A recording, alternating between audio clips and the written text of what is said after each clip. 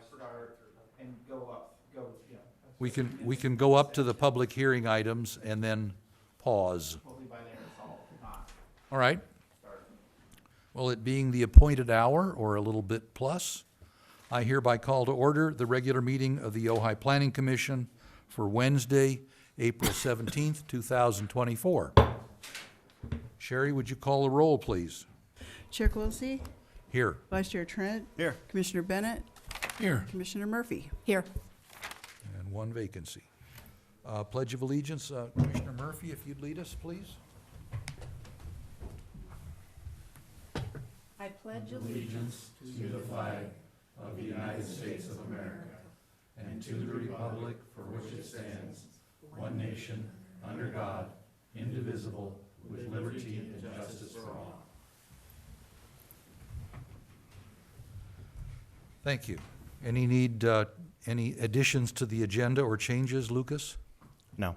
Okay, very good. Then we'll go right to public communications. Time set aside for members of the public to talk to the Planning Commission on items of city business that are not on the agenda tonight. I have no speaker cards yet for public communications.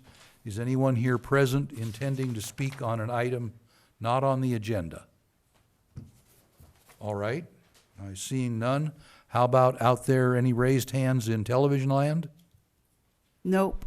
Okay, then we will move on to the consent items, the minutes of the regular meeting of the Planning Commission for March 20th and April 3rd. And I would ask if any commissioners have any suggested modifications to those minutes.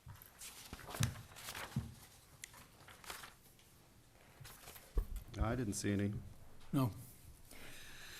I move we accept the minutes from the previous two Planning Commission meetings of March 20th and April 3rd as presented. I will second that. Okay, I'd like to offer a friendly amendment Mm-hmm. on each set of minutes. The first names, Sarah for Marshall and Camelli, are both missing Oh, from both sets of minutes. good call. But if we could add those in, then I think they'll be perfect. Okay. Is that okay? That's fine with me. I'll second that. All right. Any discussion? Sherry, then would you call the roll for items 1 and 2, please? Bennett, Aye. Murphy, Aye. Trent, Yes. Quilisi. Yes, thank you. Okay, disclosure of site visits and ex parte contacts. I have been to both sites. I have had no ex parte contacts. Same. I'm familiar with both sites. No ex parte contacts. The same as my two colleagues. Very good, and I have been by both sites a number of times, and no ex parte contacts. Thank you. Now, we come to the public hearing items. Are you up and running again, Lucas? I am live. All right. Well, then tell us about the DRP for 510 East Ojai Avenue. Hold on one second. I'm going to share a screen.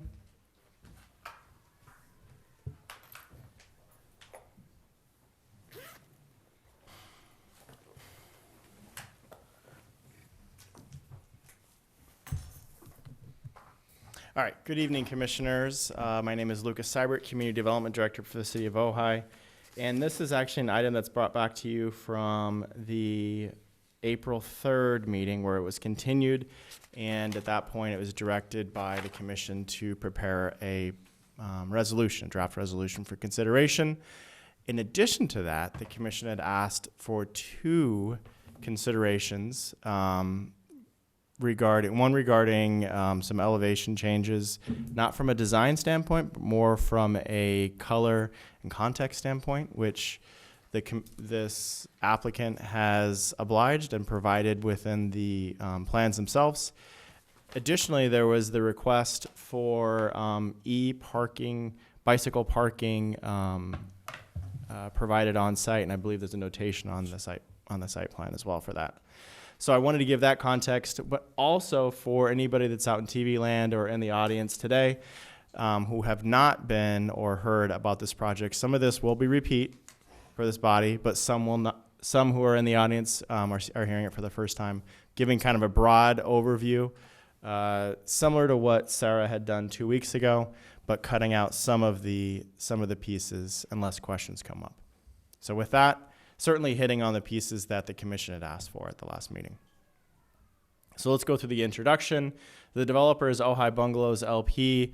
This is in regards to, this project in particular is in regards to a settlement agreement, which is one of 4 locations included within the settlement agreement, which was approved by City Council at their December 18th meeting in 2023 last year. It really includes a mix of deed-restricted, affordable, and market rate housing for this specific site. This project, as proposed, includes 13 residential units split between 2 buildings, a building A and a building B. Not 100% affordable, but within the affordable housing mix. So what that means is that there's maintenance and expansion of an existing commercial building on the front end as a mixed-use project. On the back end, it's residential from an affordable housing standpoint. And So has the SPL overlay. yes, and we'll go into that here in a second in terms of how that unpacks. The location is 510 East Ojai Avenue. The zoning, as a base zoning, is C1, and I'll go into the details on the coming slides. The special housing overlay zoning district is also placed on this site. However, it is on the northern half of this site. It includes a general plan designation of GC, which is consistent with C1. The lot size is 1.18 acres in size. The surrounding uses include Ojai Skate Park to the west, as well as Ojai Unified School District to the west and their buildings, as well as residential to the north and northeast, and then restaurants and retail then encompass the rest to the east and to the south across Ojai Avenue. The site background is kind of an interesting little piece of history. Constructed in the 1940s, we're talking about the building in the front, by Bert Combs, Ojai go-to welder at the time. He served as Bert Combs, or the site served as Bert Combs' welding shop. It was used as an office from the late 80s to the early 90s, up until that point. And then previous plans to change the use of the site for retail and office commercial to a residential site comprised of small cottages that then were named the Nordhoff Station. And this site recently has been served as a storage and staging area for the Casitas Municipal Water District's West and East Ojai pipeline projects. And that was basically through temporary use over the span of about 2 years. So that's kind of the overall history and background of the site. The Nordhoff Station proposal just never got very far? Or- There's been concept reviews on this site, just never have materialized. Okay. Yeah. So here we've got some existing site photos. Front and center at the top is really what's facing Ojai Avenue. The ones that encapsulate and encircle it are really the site photos to the rear and to the sides of the buildings, to the building itself. Now, from a zoning standpoint, I know I had talked about a base zoning versus overlay. The C1 is referred to as general commercial, or general commercial is really the designation for it from the general plan standpoint. The purpose of C1 is applies to areas appropriate for a range of community and tourist serving retail and service land uses. Maximum density, from a zoning standpoint, C1 does not allow for residential, so it's just not allowed. However, the saving grace here is the SPL overlay, the special housing overlay district. So as an overlay on the northern half, it allows for and implements the policies of the land use and housing element, and that is encapsulated within the general plan itself to promote the development of affordable housing, which is what we have proposed here tonight. Maximum density is 20 units to the acre. Now, I identified that previously this is a 1.1 acre site. However, the northern half is the half in which the SPL overlay is included. So that density piece equates to about 13 units to the acre, as an SPL overlay site designated as SPL overlay number 7.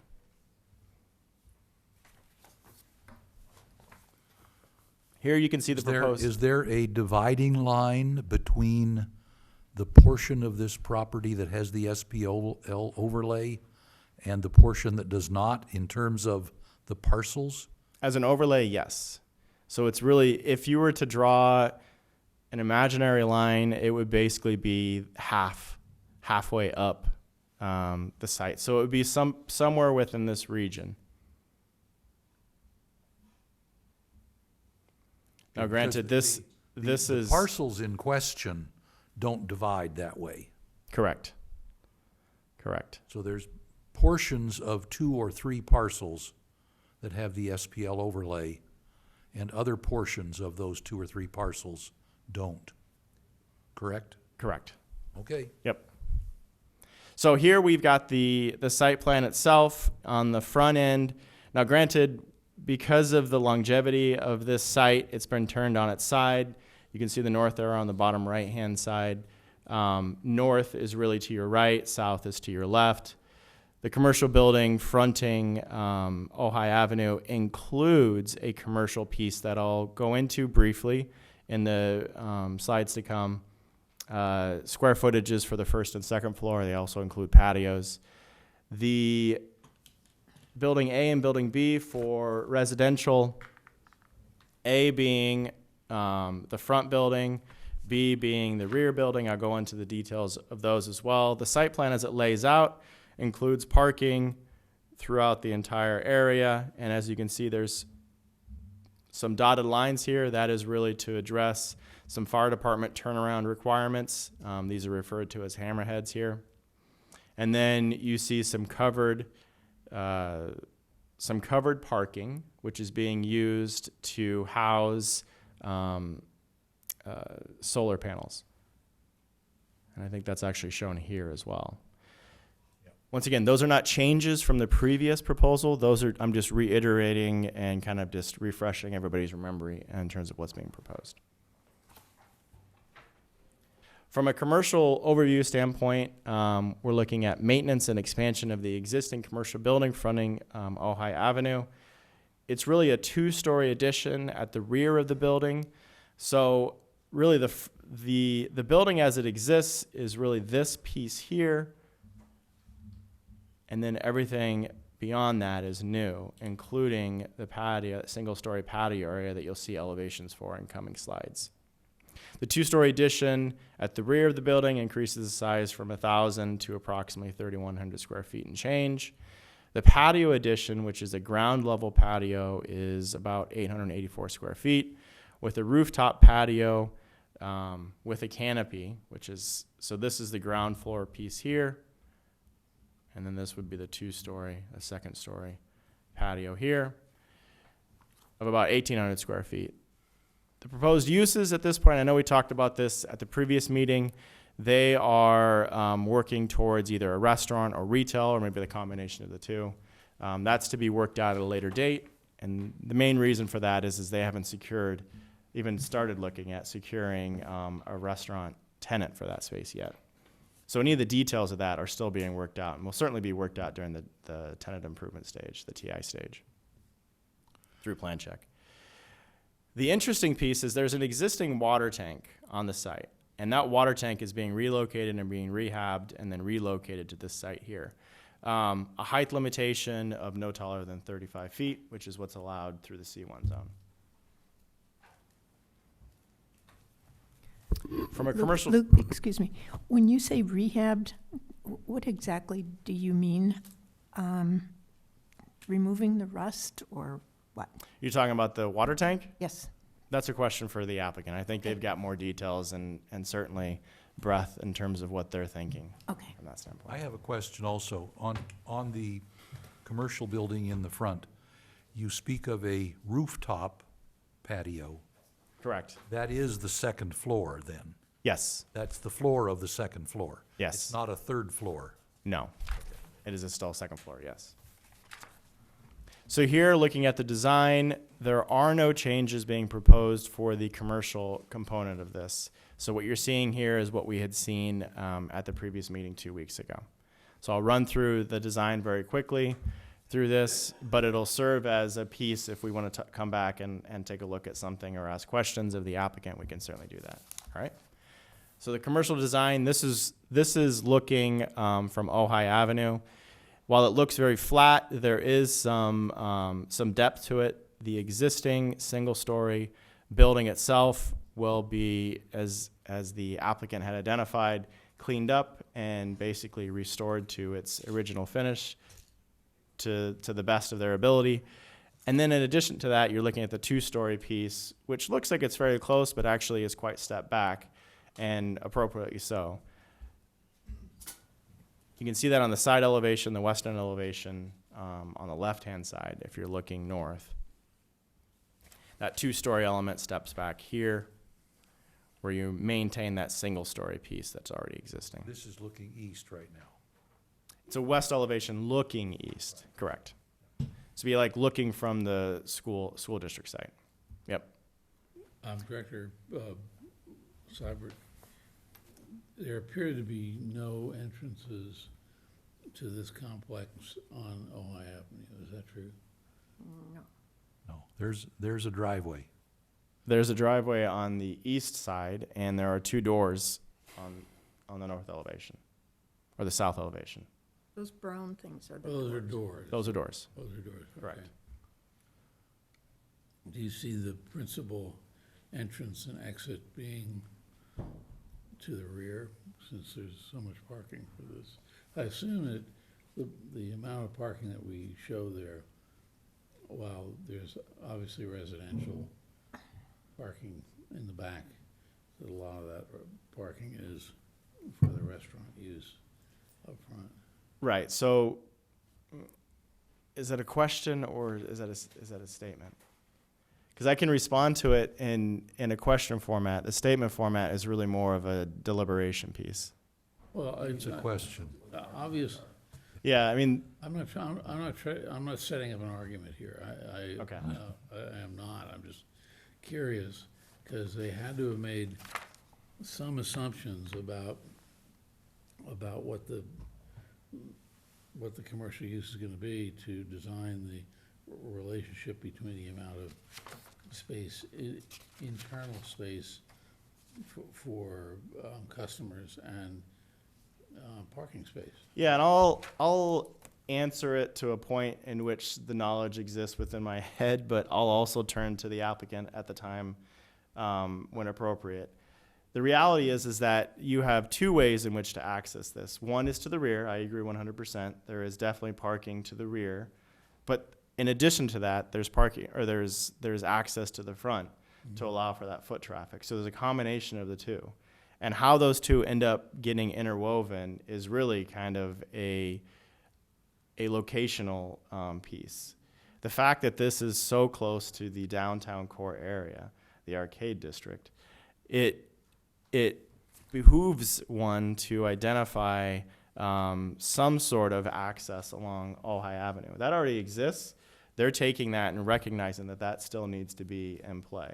Now, how it ends up getting used, I'll let them speak to that for the future reference. They may not necessarily be able to answer it for the simple fact that they're trying to work through what tenants are going to occupy that space. And then through that, they'll then identify how those doors end up getting used to the like. Does that make sense? And the amount of parking.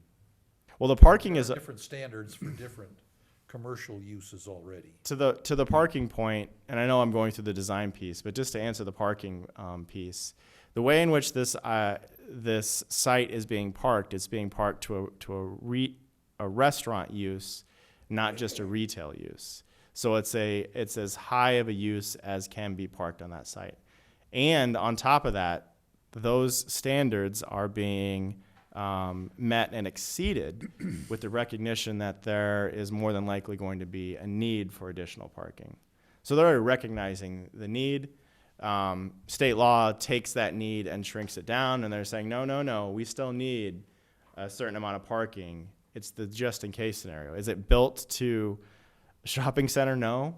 But is it built to something that is reasonable for the applicant beyond what the minimum standards are? I would say yes. One other point on the parking piece, if the applicant comes in with the TI stage and has some portion of the front building retail and the rest downstairs and the patio above a restaurant, there's still, site plan would still be the site plan, so it's still parked at a restaurant space. So that would put a few more parking spaces back in the mix if they later came in with that separation between restaurant and retail, as may be the truth. Oh, because the uses become additive in terms of parking? No, because it's square footage based. So if they had, right now it's parked as if the whole thing is a restaurant. That whole building is a restaurant. If part of it is retail, retail is a lower parking standard, Okay, so they would be ahead of the game. Because it doesn't necessarily have to be one single use in that whole building. It could be, you could divide it up in pieces. okay. All right. We saw this side elevation. This would be the north exterior elevation on the back end, kind of towards the rear of the property, or looking towards the rear. You can see the patio on that first floor patio here, and then that second floor patio up above here. Yep. And then this is the east elevation again.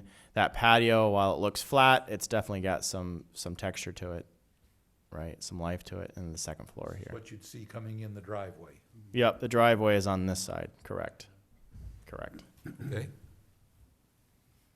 And then here are a couple of floor plans for the ground floor as well as for the second floor. You can see the existing commercial space here, and then the build out that you're seeing here. Okay. All right, transitioning to the residential piece, which is on the northern half of this site. It is 13 new residential units. 5 of those are affordable, and then 8 would be market rate units. Within that, 12 would consist of 1-bedroom units, and 1 would be a 3-bedroom unit. Amenities include the communal green space, walking path, really kind of throughout the site, but mostly on that western half of the site itself. And then the bike storage, which this body had asked if we could do e-parking or e-bicycle hookup, and they've identified the opportunity for that. And then the barbecue area, which hasn't changed. It's still a part of the That's at the proposal. very north end. Correct. Yeah, okay. Additionally, and I think worth noting, and I think the landscape architect here tonight will appreciate, is native and drought-tolerant landscaping throughout. It appears in these drawings that they have changed the second level of apartment. I can't hear you. Is your Sorry. It appears on the drawings that the apartment B second level has changed from one bedroom unit and 1 3-bedroom unit to 2 2-bedroom units. Just FYI. Okay, I'll have the applicant speak to that specifically, but that's a good question. It's not a question, it's, Well, I know, but they I'm can just clarify the reason and rationale. And Okay. I would say to probably a certain degree, there were some questions that were raised at the last meeting in regards to that. okay. I mean, this makes great sense to me, to have 2 with 2 bedrooms. 2 so- bedrooms. Oh, it's two bedrooms instead of a 1 and a 3. Yeah, Right. Okay.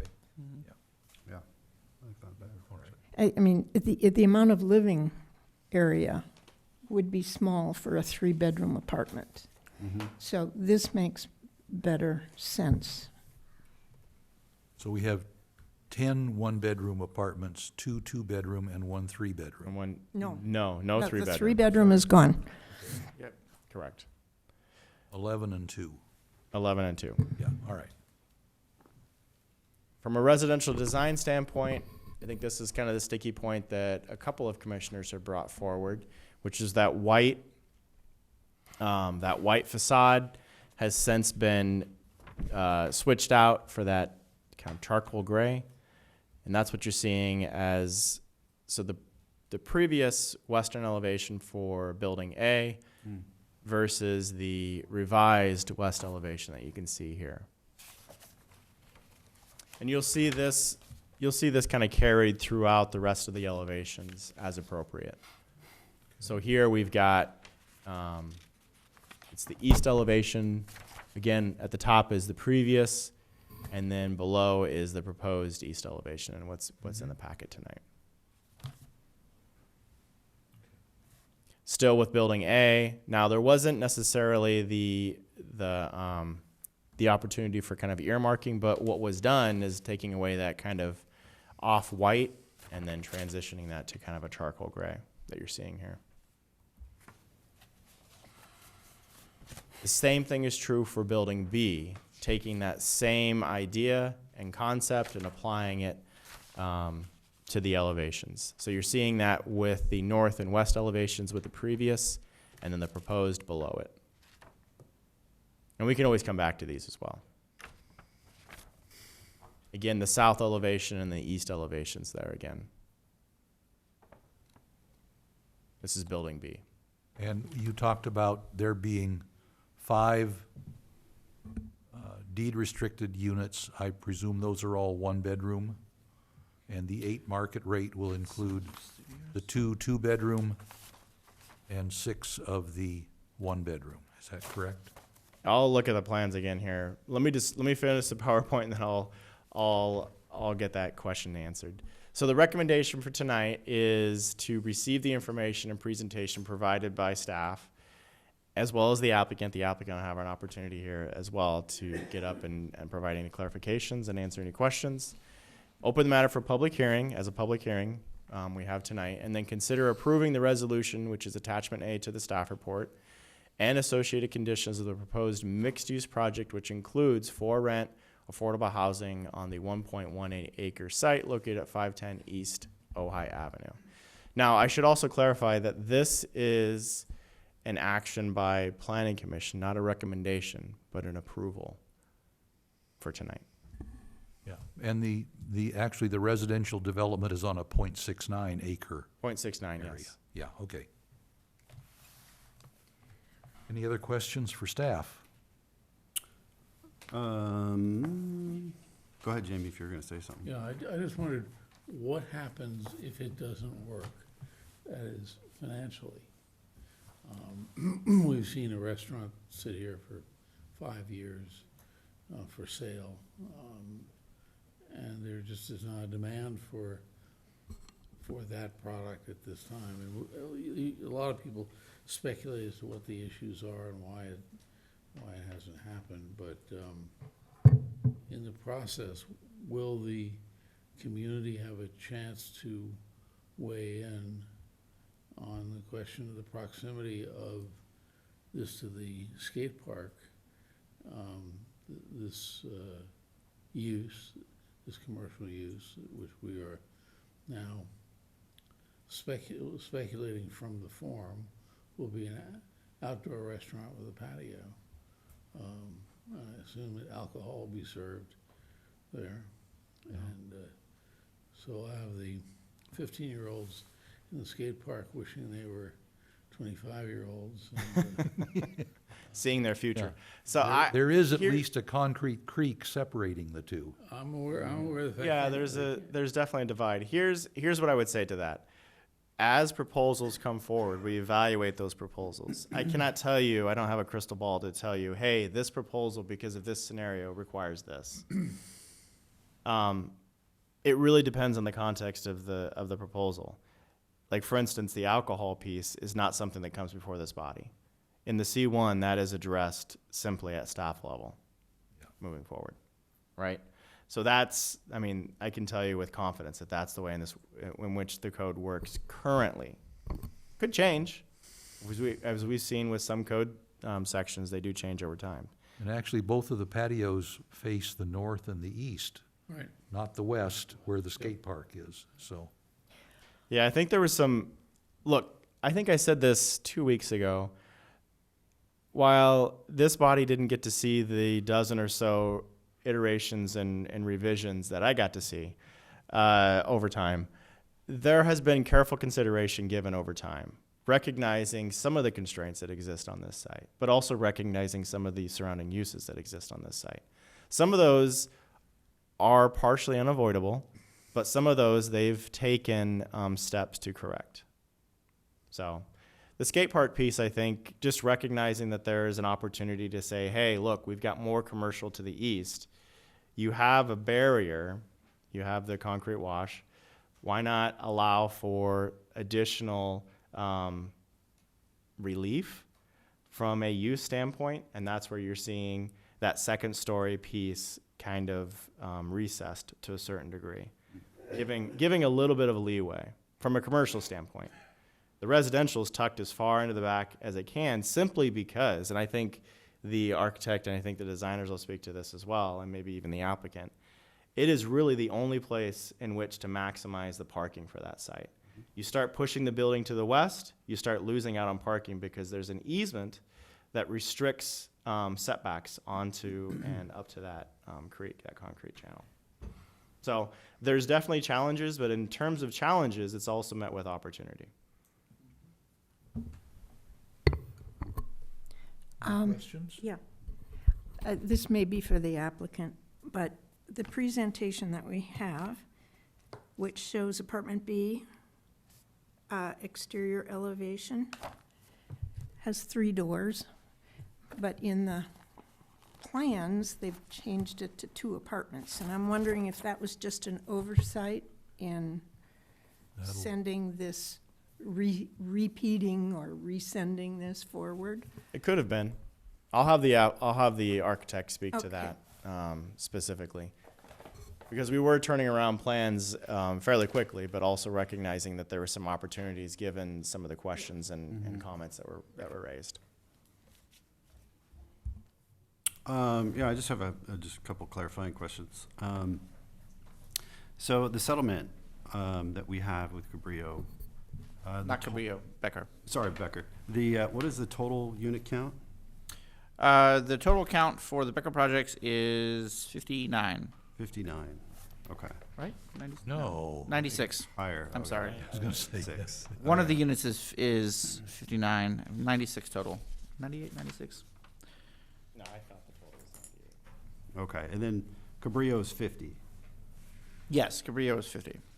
Correct. So like 146 units Across the 2, yes. across the 2. So that's gonna bring in roughly, multiplied by 2, we're looking at close to like 300 people? I think it's 2.16 is what the current, Densities yeah. per unit? Studio apartments that are likely to.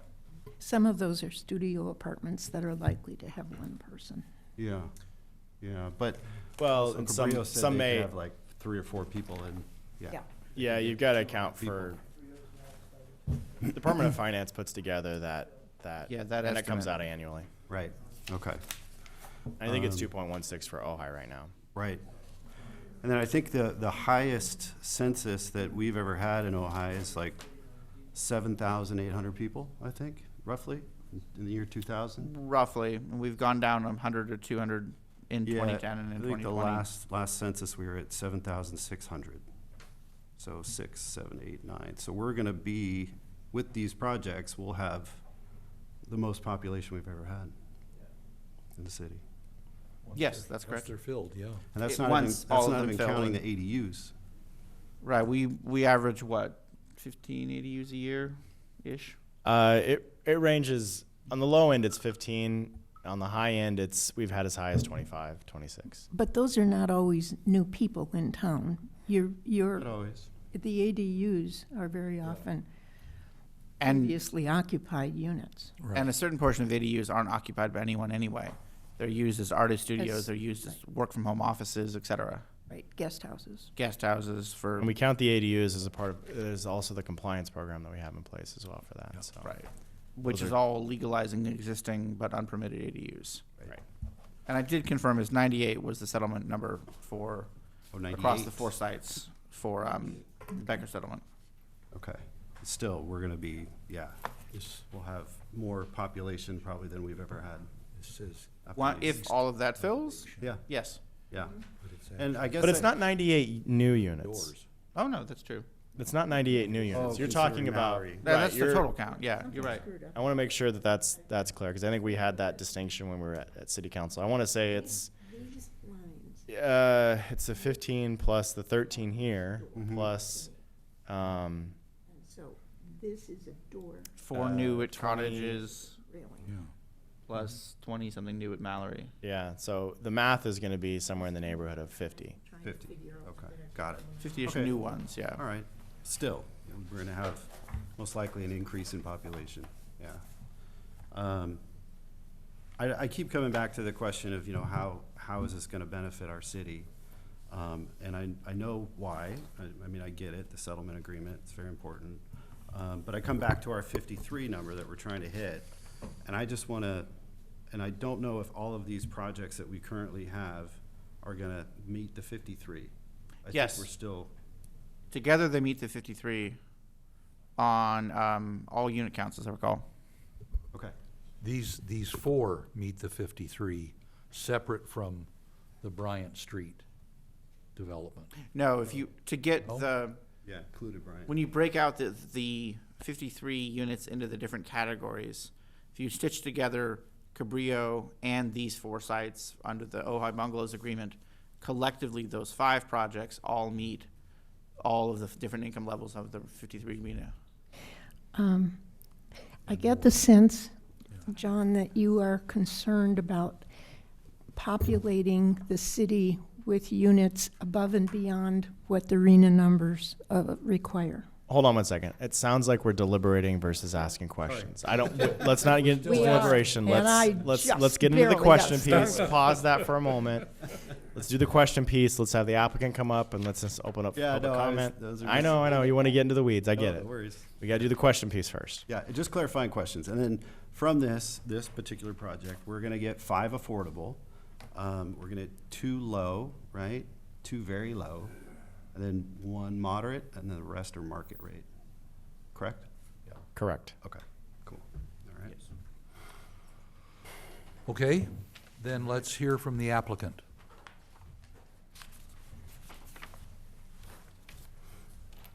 Good afternoon again. Hello. Nice Hi. to see you guys. So we had our last meeting here a couple weeks ago, tried to take some of the comments that you guys made related to the earth tone colors, tried to get away from the lighter colors, we'll say. Our focus on the colors was always to tie it into the front concrete sort of natural color, even though the plans on the visuals appear to be white. They were really more of a concrete off-white, we'll say. But we've tweaked that a bit. Light gray or something. Yeah, right, and kind of going in those gray tones with metal. So we have changed some of the siding to Corten, which is a little more rusted, we'll say. We do have a lot of rust there. Sorry about that, Judy. And so, okay, good deal. And we've done that in some other projects of ours in Ventura, and it kind of ties into the front historic building. Yeah. So that was kind of our goal. Go ahead. Lucas mentioned that it was gray, and when I'm looking at this design that we have, it looks more brown to me. Can Well, you- we did tweak it a little more, the earth tones with the browner. It is brownish. Yeah, shades of brown, we'll say, with the rust color. Yeah. So that was our kind of tweaking of it to make it look better. Your question about the tank, it's a rusted tank. Yeah, right. I don't mind rust. I mean, Okay. if we're putting it up there as this is also historic. Yeah. I'm just kind of wondering how you were going to place that, what was going to be going on in the ground to make that look like it belonged there. Right, yeah, we'll definitely have to have an engineered pad or some caissons. We just recently did one in Ventura on Thompson that we use caissons, and actually the walking path, ADA walking path, goes through it, underneath it. In this case, we've added a bench. well, that last meeting, you guys talked about Right. maybe some benches, so we kind of tweaked it with a potential of a bench there. But we will have to sort of engineer that. We can't just set it there and, I mean, right now, it's just sitting there next to the pad, kind of. It's not even bolted down. So, that's our plan, to upgrade it and stay within the height restrictions. Make it safe in a stiff wind, yeah. Right, there we go. And tie it into the building design. That's our hope too. Then we added, and just clarified some of the e-vehicle locations, along with the bike additions for electric bikes. So we've tweaked that. Then while we were looking at the plan, it wasn't quite asymmetrical with that 3-bedroom unit. So we actually tweaked that, and that's what created the 2 2-bedroom units, which I think fits a little bit better. Yep. We all kind of think it fits better with the other units. So that's how that came about. Jason Herber, the architect, and the landscape architect, Bill Mellett, are here, so we could have him clarify that extra door question that Okay. you had. I'm not quite sure. I didn't notice that, but maybe we missed it. So, trying to think from the other meeting, I think that covered most of them. We've got the solar panels and the chargers. I think we also tweaked the interior designs to have stackable laundry units, which was a question that came up. Right. We definitely want to have those in there, and we didn't really have that on the plan. So we've added those to each of the units, which I think is necessary versus walking across the street. And just to clarify, the configuration of the 2 buildings, the front building A has 4 apartments, 1 bedroom on the first floor and 4 1-bedrooms on the second. Is that correct? Yeah. And then the back building has 3 1-bedrooms on the first floor and 2 2-bedrooms on the second floor. Yeah, I believe so, yeah. Okay, because as Judy mentioned, looking at the updated drawings, it's hard to square that with the number of doors Gotcha. that we think we see. Right. So, another small tweak perhaps. It probably just got left over from last month. Could be, could be. Any other questions for the applicant? Yeah, just a couple. Obviously, you guys are, you've got quite a bit of parking, which is good. I was wondering, have you guys looked at any sort of like permeable landscaping or for asphalt so the water can seep in so it doesn't just run off and, some sort of? We haven't quite gotten there yet on that. I mean, we've used permeable pavers before, which is fine in residential units, projects. It's a little bit difficult on the commercial end, Yeah, just because the trash trucks and yeah. wear and service tear. trucks are a little Yeah. heavy. So, but we haven't really decided that. Maybe we could do a mix, Okay. have some areas where they're, where you got the heavier vehicle traffic. Yeah, we can get the rainwater into the ground a little Right, bit better. yeah. Another thought is gray water capture. Any sort of ideas on that sort of concept? We're definitely gonna need to look into that. Yeah. Yeah, Okay. and we've got to meet the new California Right. building code requirements, which Yeah, includes some of that. that's Title IX stuff. Yes, I know. We don't have a The choice building, on that. city building official will hold them to it, Yeah. whatever the requirements are. And then to Commissioner Bennett's point, if, with that commercial space, because it does look like it's kind of geared towards more of a restaurant sort of feel. Have there been plans, I know it says retail or restaurant, but have you guys looked at anything outside of that for usage? Not yet. I mean, these projects are, Yeah, you're sort of guessing, sure. given the time frame, especially here in our town. So, we haven't really figured that out yet. That's the bottom line. And we spent so much time on the litigation side of life with these things that's been the priority to get to here. Yeah, yeah, yeah. So, the market will drive that. Yeah. If we have to, if all of a sudden office space is a bigger demand for some reason, we'll have to look at that. Okay, So we've parked it based on the highest calcs. sure. And as I remember, I think we were around 33 spaces, as I remember. So we've got 43, so we tried to maximize that Right. best we could, Yeah. given our parking demands here in town. But ultimately, we've got to sort through that as we go, and, you know, we'll have to deal with that down the road. Cool, okay, thank you. Jamie, any questions for the applicant? Do you have anyone else that would want to address any of the details here? Jason, you want to take a crack at the extra door? Yeah. Thank you. Make that door go away. Yeah, thank you, Jason Herbert, architect. I apologize, I wasn't here last meeting. I haven't had spring break since college. Now that my daughter is in school, I get one. So I wasn't here, but I did get the bullet points from the last meeting. So real quick, regarding the doors, those plans are accurate. You can't actually see the entrance doors from the elevations. Those are the patio doors. And so one of the units does have 2 patios. So each one of those bedrooms each has a patio. So that elevation, I believe, is the east side. All the entrances are on the west side, and the doors are turned where you can't see them from that elevation. Oh, got So it. that's what's going on They're there. toward the center of the building, Apartment B. but you're looking at them edge on. Correct, yeah. Yeah, okay. And then briefly, there were some questions about the doors in the commercial building.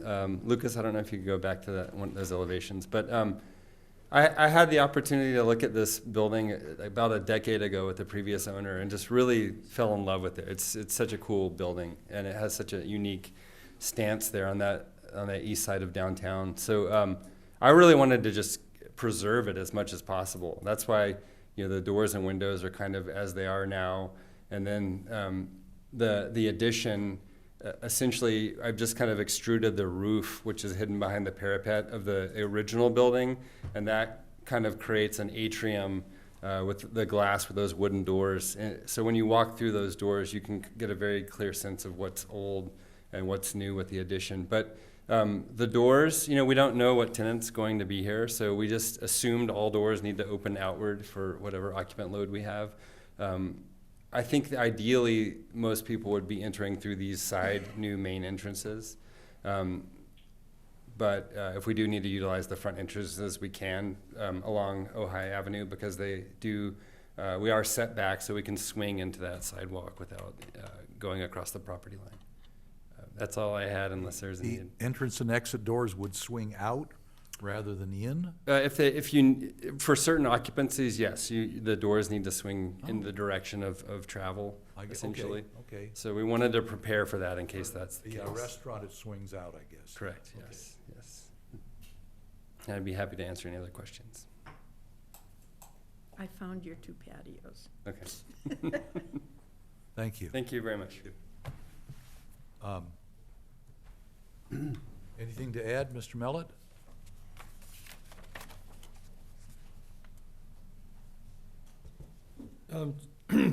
Just the one question that came up about permeable paving and water infiltration on site. We're currently showing some permeable paving within the project. Oh, good. That'll probably change where it's located. Currently, it's showing the center line, but it may end up being in the parking spaces. Sometimes we do that. Permeable and pavers are problematic when you have heavy vehicles. It's all about the base, as they say. Yeah. If the base is done correctly, really, they're extremely strong. Okay, good. Well, that's good to hear. And where the tower is, there's landscaping associated with the tower also underneath that and planting, so soften that. We added the The electrical corner pipe there, yeah. storage and some benches in front of the building also. I didn't notice the tower in the west elevation of the commercial building. Right? Oh, yeah, how tall is that thing gonna be?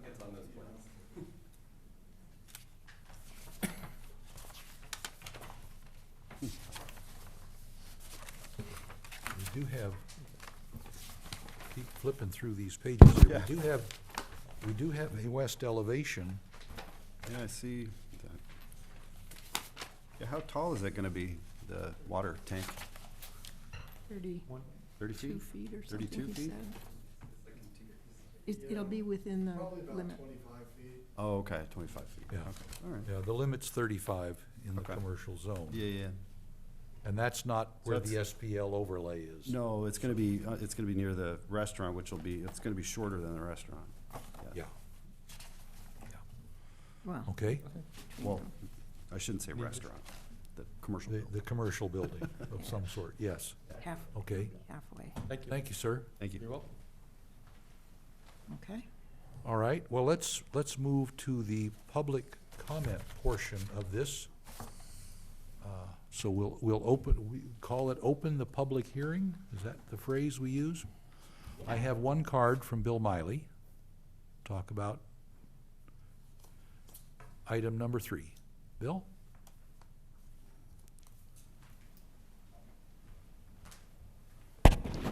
Hello. Excuse me. Hello. I have read over the entire administrative report, the drafted resolution, and the development conditions. As conveyed at our last meeting, I again fully support this affordable housing and commercial project for our town. I fully appreciate the determination, the persistence, and the frustration tolerance of the Becker Group to bring this very positive project to planning completion. I support your commission in its final review and evaluation and moving this project to completion and approval. Thank you. Thank you, Bill. Is there anyone else here present in the room who wishes to speak on item 3? Please come forward, ma'am, and introduce yourself and give us your thoughts. Hi. You have 3 minutes. My name is Carol Avalon. I live in Miners Oaks. I've lived in Ojai about 20 years. I just have I was watching online, and then I jumped in my car and I came here, so I might have missed hearing my question. And this may not be the right place to ask it, but you can tell me. And you know the driveway, there's one driveway going in. Yes, And ma'am. that driveway has to serve all the apartments and also the people in the restaurant. Now, how are they going to keep the people from the restaurant from parking in the parking spaces of the apartment owners? Is there going to be a security line or how will that happen? Well, that would be a question for the applicant, I think. Okay, But the first thing that comes to mind for me is that some sort of signage would be there to say, everything beyond this line is residential parking. yeah, well, I was But- just wondering but about there that, may if be there was another going to be a solution. gate with a clicker. We had talked last month about having the parking for the apartments reserved for them. So I don't think parking is going to turn into a problem. There is for the restaurant or the commercial use, because we do have the skate park parking next door. That's true. Plus the street. So if the apartments are reserved for the residents, that, to me, should just take care of that Take care problem. of it. Okay, that's a question I had. The skate park parking doesn't really count because that's public parking, and by law, it does not count toward the requirement for private on-site parking. But the proposal provides more than enough private on-site Okay, parking. I was just looking at the drawing online. And then, what is the seating for the restaurant? Do you know how many can seat in there Oh, yet? we Is don't any- know We yet don't know that it's if a it- restaurant. Yeah. And I heard the question about alcohol. I think that was important, because you've got kids over there. And then also music, because it's a public place. Yeah. And then, Just like the Sea Fresh restaurant right across the street. They serve alcohol and they have piped-in music. right, and that's all fine. I was thinking live music, but I guess that's to be determined later. That would That's be, down the road. that's another conversation, I think. And then, I think it was this gentleman here, is that John? Were you talking about density? Yeah.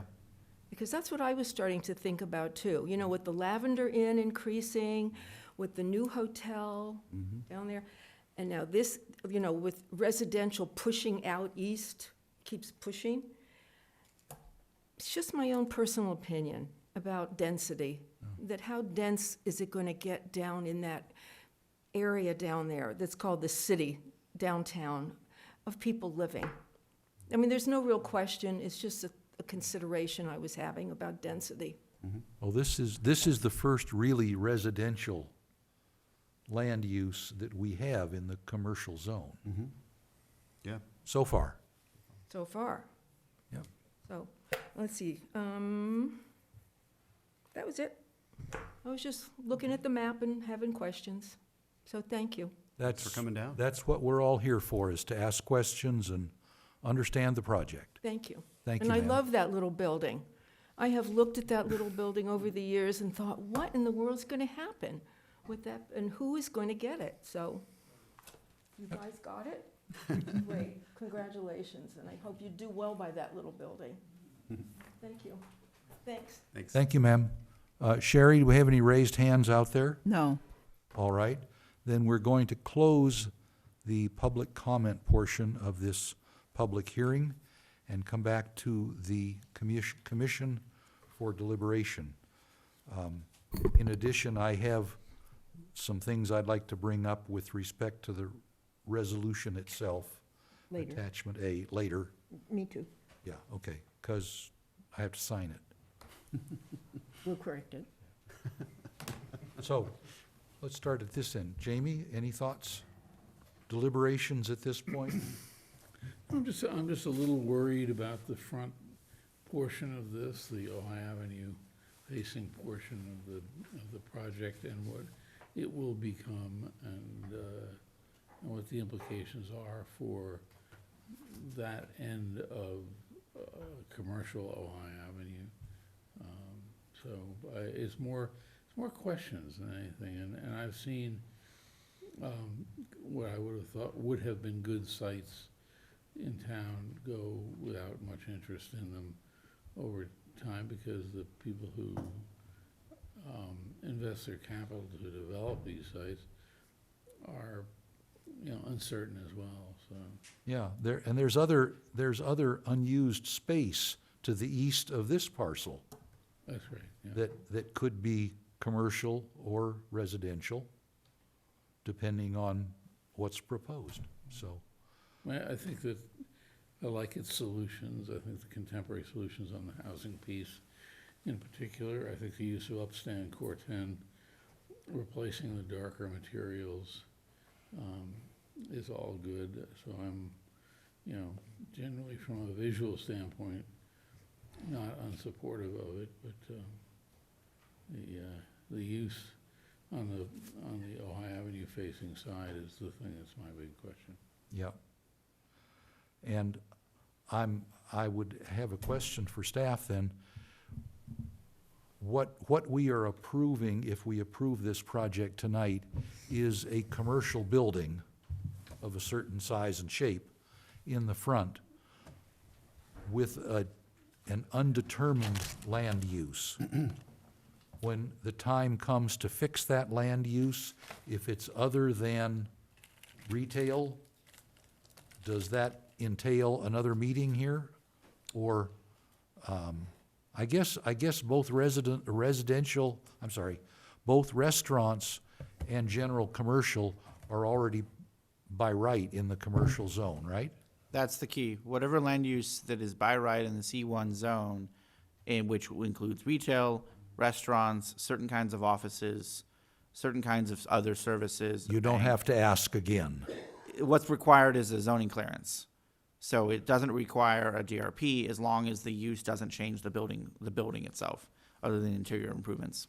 Right. So Okay. if the applicant comes in for any of the permitted uses in the C1 zone, we would not expect to see it again at Planning Commission. Right. It'd be a series of staff level permits for the interior improvements and the zoning clearance for the use.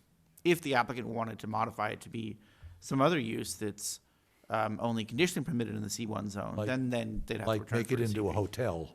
Right, a hotel is a CUP. Although would- that may be, that's a CUP, No, it's- it's a hotel permitted use. Hotels are permitted use in the That may be C1. permitted in the C1 So zone already, yeah. theoretically, you could make it a hotel with just a zoning clearance, although one would note this building itself wouldn't lend itself to a hotel.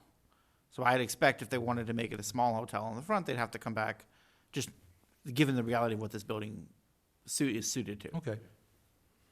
Okay. Yeah, it's really on a case by case scenario. They're parking it from the standpoint of recognizing and I was mentioning this earlier. Most intense use. Most intense use. Among the likely uses given its location, its history, what they're building the building for, the expectation is a restaurant. But we could see some combo of restaurant and retail. And to Commissioner Bennett's point earlier, in terms of a vacancy, once they get past the construction phase, if it continues to be vacant, there is a registration process for vacant buildings, and staff will work with them to make what must be done to get it put to productive use. Oh, okay. There'll be a building permit to modify the south-facing building. And then. I mean, depending on exactly what they're applying for, yeah. Then they have 6 months that's to start the modifications so to the from- building, not the use of the building. Correct. They'll have a year. The use would be, in this, they're not applying for the use in the southern building. Right. So when they come in for the zoning clearance for the use, then they'll have a year to start the use, plus or minus building permit time. Yeah, okay. Or not minus, plus. Some thoughts on your part? Can we go back to density? Of course. I think that over the last couple of years, our city has shown a need for affordable housing. And the whole way to do that has been an infill of the city. In order to protect our surrounding agricultural lands, we're going to have to accept infill. I think that there's been a need shown by our educational teachers and staff and city staff and retail workers that need housing in the city. My goal is not just to fulfill our arena requirements of 53 units. My goal is to fulfill the need of the community for affordable housing. And if that means infill, I'm okay with that. John? Oh, yeah. Yeah, I mean, I agree with you. We do need affordable housing for sure. I don't know, I go back to, we had a gentleman from UCLA come and speak to us. I forgot his name. I think it was Sean or something. But anyway, he was a housing expert, affordable housing expert. Says that California needs to build more homes, for sure, right? He did say that Ojai should not be the place to fight that battle because we don't have the resources, public transportation, jobs, access to schools. It's just really difficult for people to get out of the valley to get to the resources that they need. So is this valley the most appropriate place to have that fight? I don't know. He was saying that places like LA and San Diego should be the places to have that fight because they have the infrastructure to handle it. As part of a planner, we have to look at infrastructure as our city. I look at our roads, we see that Caltrans is reducing lanes, and we're doing lots of projects to kind of mitigate the traffic.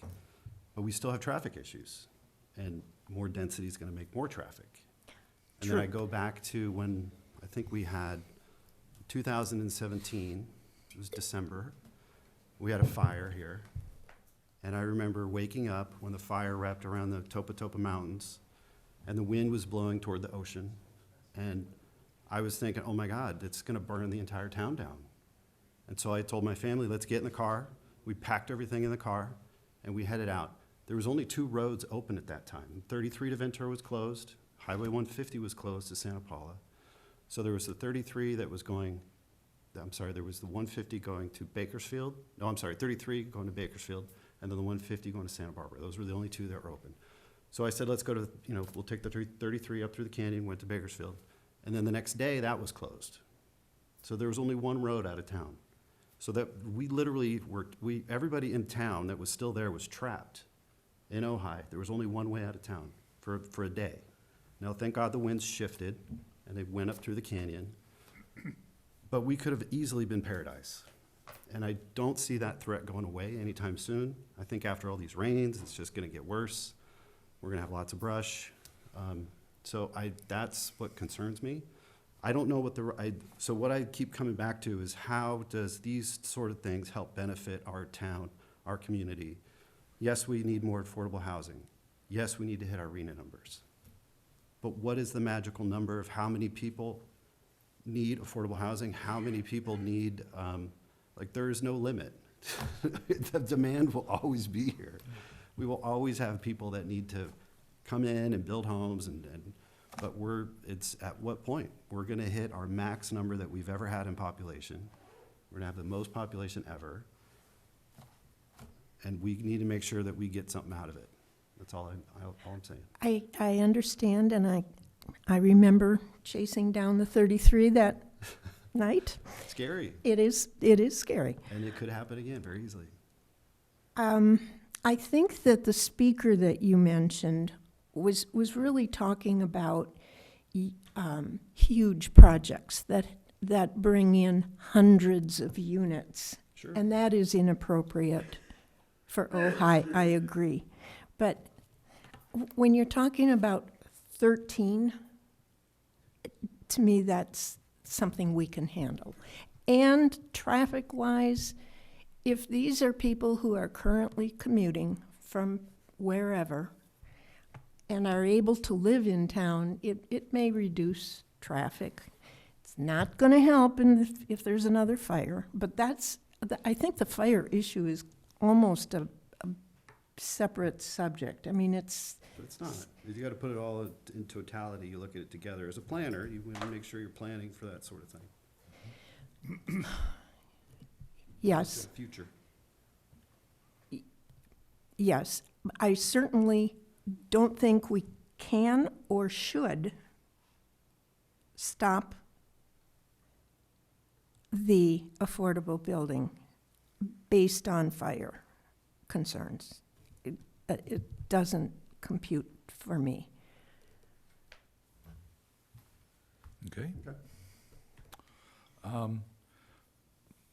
I agree in part with Commissioner Murphy that, first of all, regardless of what this planning expert had to say, and talking about large cities and small, the legislature tends to give us one-size-fits-all laws. 100%. And so we're stuck with that. 100%. And the only way that we are going to have more affordable housing in town is through infill. Unless we start bulldozing larger lots and putting more houses on those lots, or doing lot splits or something. Agreed, yeah. But we're faced with a legislative mandate, in effect, to increase the population of the city. Right. And so the question is, To what number? how much is too much? Right. I agree with you. Because we hadn't planned for that. You Yeah. gotta have enough And we infrastructure can't, for that. can't fix the two state highways No. that between them, actually normally we have 4 ways out of town. Right now, there's only 3 Right. because of the landslide over in Santa Paula.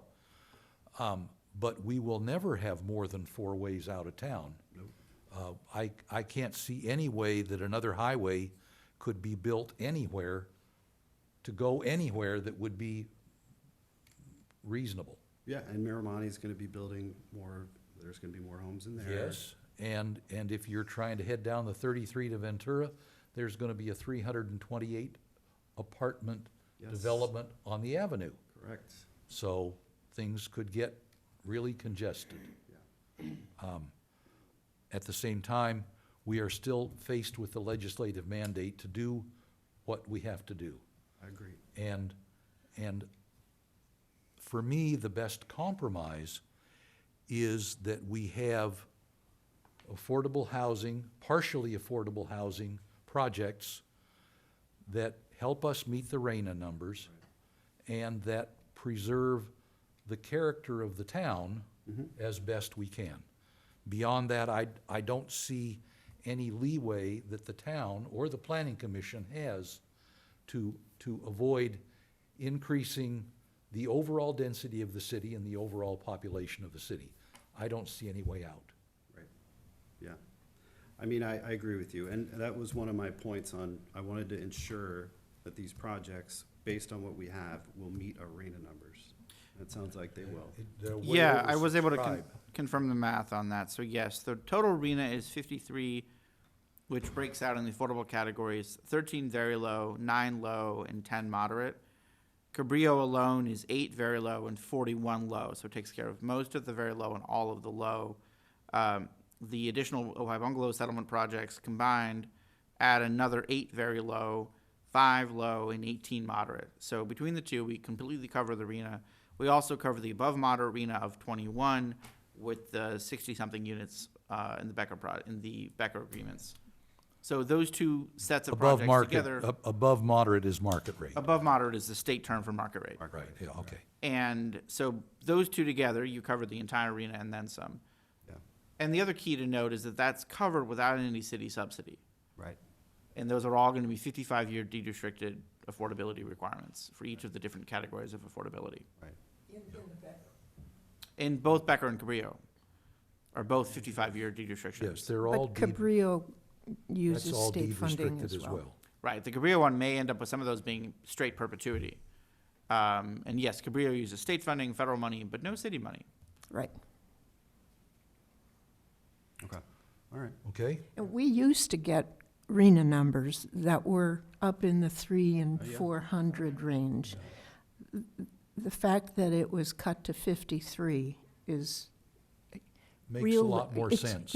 It's realistic, and it's something we can meet. Yeah, I think people looked at the constraints that we have in the valley and the density that we already have, and they took that into account. I think city staff I was just going to say, city staff also contended for Did some reason work. this time around, and maybe didn't the last time, I don't know. summarizing a lot of history, the cycle a time ago when we had a 353, 56 RENA, 371, thank you, RENA count, which is much, much higher. The city took a sort of, oh, we're exempt from that type approach, which proved to be unsuccessful. This time around, we engaged at all levels. Council members engaged, staff certainly engaged. We brought on a robust consultant team to engage and educate HCD and SCAG, who sets those numbers, to say, this is our town, this is our resources, our infrastructure, 4 ways in, most of which are on fire, at the time of a fire, et cetera, to educate the folks. And that's the outcome of that was the 53 units, much, much more realistic than the 371 before. Yeah, and another thing people don't talk about is air quality. Oh, yes. We don't have a whole lot of wind in the valley, and we get more cars circling around. It gets real, Right. air can get real bad. Well, one advantage of a project like this is it could be populated by people who walk to work Potentially. Yeah. Yeah, potentially, or ride the Some electric folks, yeah. bikes. potentially, yeah, potentially. And one other key to consider on these projects, and Cabrillo and the other ones for the Becker agreement, is a certain portion of the residents, especially with our local tenant preference program, are going to be folks who live here now, but are living on a friend's couch Right. or living rough. There is a requirement for at least some income, so maybe not entirely unhoused, although some unhoused persons have incomes through state support or federal support. Or living in market rate ADUs. Right, or they're in market rate ADUs, or they're living in 3 people rent a room under the table, that kind of thing. Yeah. So there's a certain amount of the population that'll be already in the valley, Right, who these will benefit to. yeah, yeah. Okay. Yeah, okay. I appreciate that, thank you. Anyway, I would be interested in the sense of the commission at this point, but I don't want to pass a motion until we get the resolution fixed. I would like to start by fixing the resolution. Can I do that? Page 9 of 14? Oh, all the way up to 9, okay.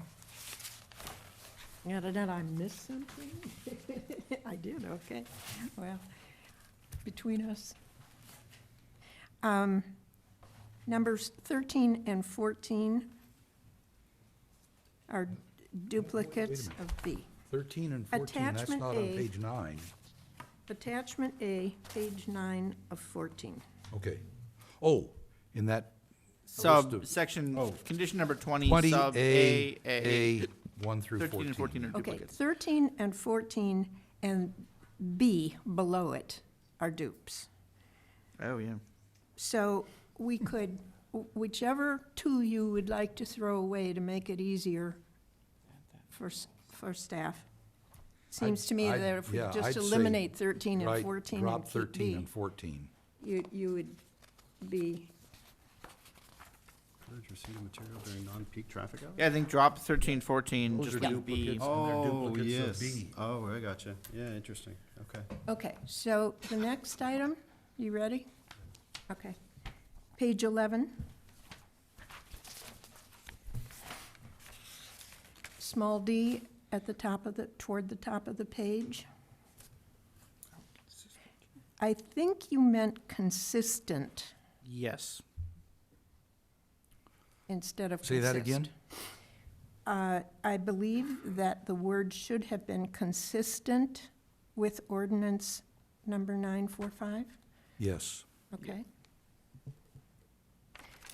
Those are mine, it's your turn, Steve. Okay, I got a couple. We'll start at page 1, All right. very last line of the page. April 16th should say 17th. And I Oh, yeah. Very good. I wouldn't have caught that ever. Page 2, the second recital, the second whereas, on line 6, it says, "As to one of the following points below," but there are no following points below. That could be fixed, I think, by saying one of the following points in 655, Gov Code 65589.5 D1 through 5. Yeah, it could be, that last clause would read, unless it makes written findings based upon a preponderance of the evidence in the record as to one of the statutory points, the planning commission hereby takes no action on any of these matters outlined in section 65589.5. You may be able to just shorten the words entirely without, but we need to fix that following points thing. Yep. Okay. Page 4. Condition 9.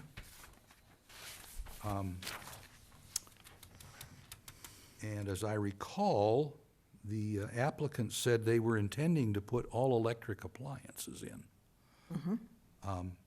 I'm curious, is there natural gas service on this property already? If that front building, if that commercial building is going to be a restaurant, it almost certainly will entail a need for gas service. They'd like it, I'm sure, yeah. And I'm not sure what we should do with the wording there, but I'm afraid that exclusion of natural gas service will get us entangled in another piece of litigation or another threat to the city of litigation, and I'm not sure what to do with that at the moment. So there's no, One might say, and add Southern California Gas Company. no objection to adding SoCal gas. I would note that this list doesn't preclude adding SoCal gas later. So this isn't, I realize there's a list of 3 utilities, but it Oh, doesn't this is, say. okay, this is just a list of will serve letters. Right, this is what they must do to get the building permit. It doesn't say that you can only have these utilities. You So- can have other will serve letters Right. without needing more words in the resolution.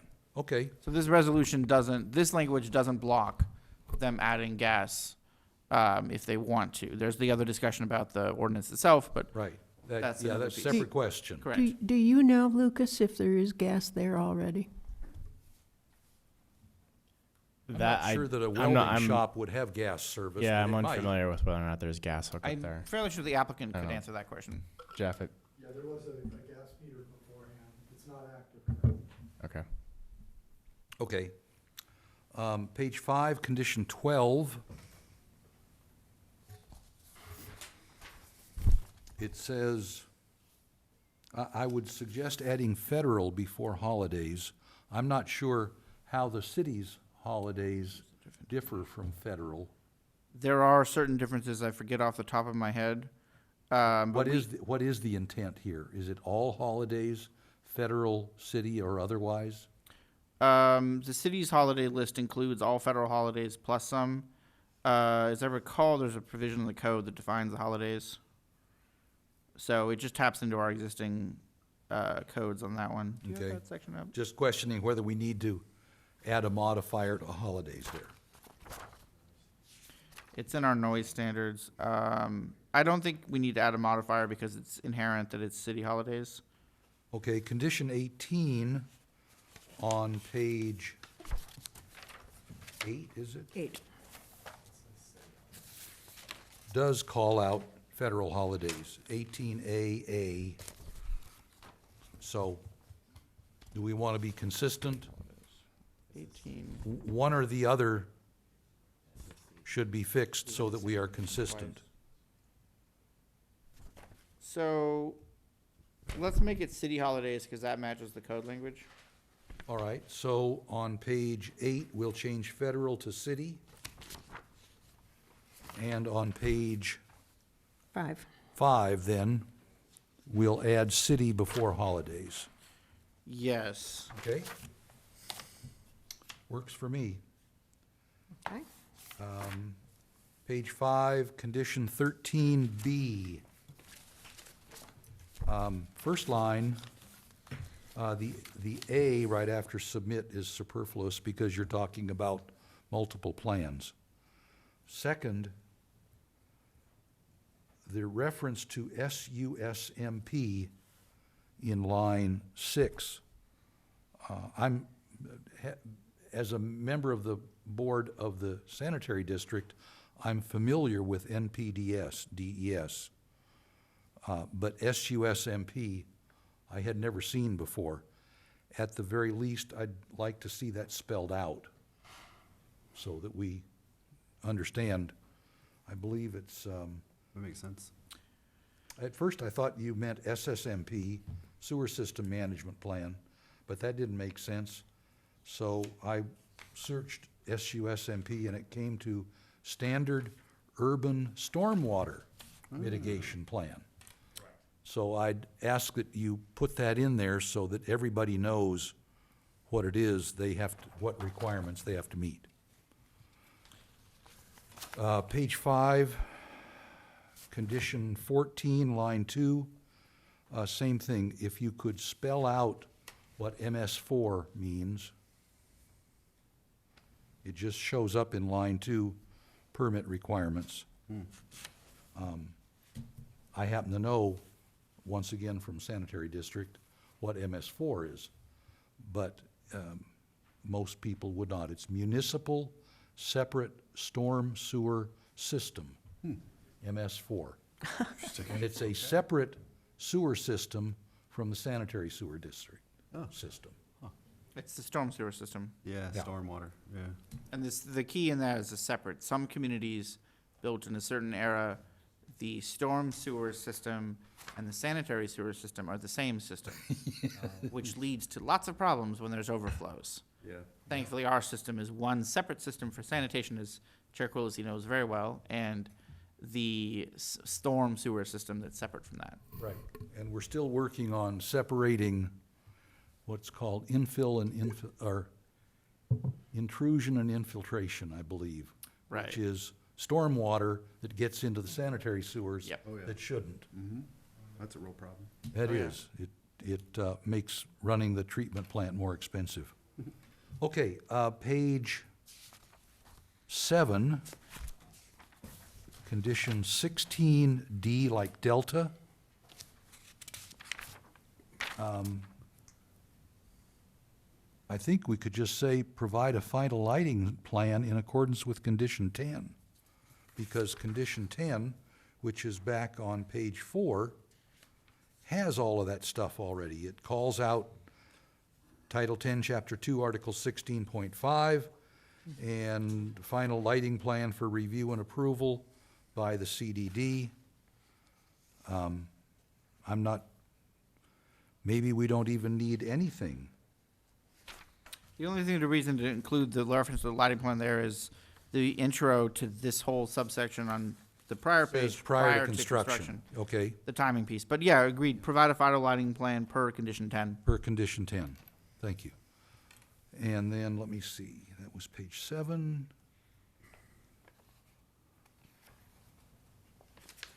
All right, I'm not going to worry about paragraph numbering. Page 9, condition 20A, A1 and 12. I am not sure what the difference is there. Or one says, cover all haul trucks or maintain at least 2 feet of freeboard. That I can understand. 12 says, wet down or cover dirt hauled off-site. Is that within the city or anywhere at all?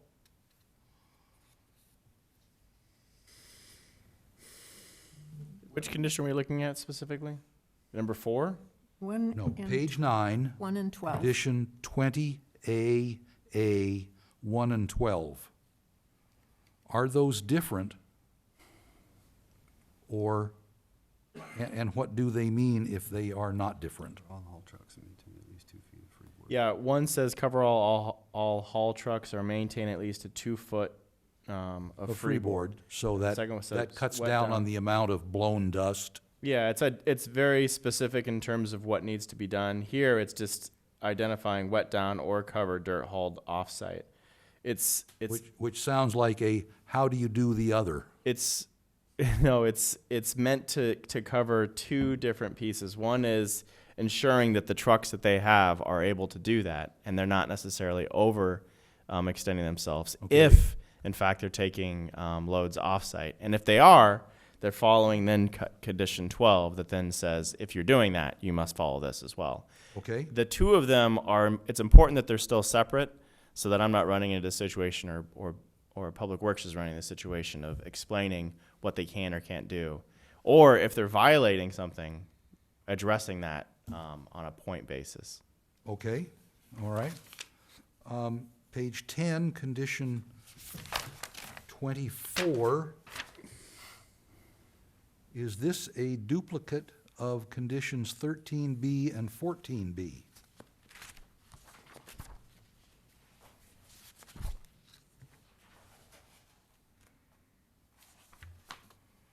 (13B) is on Page 5.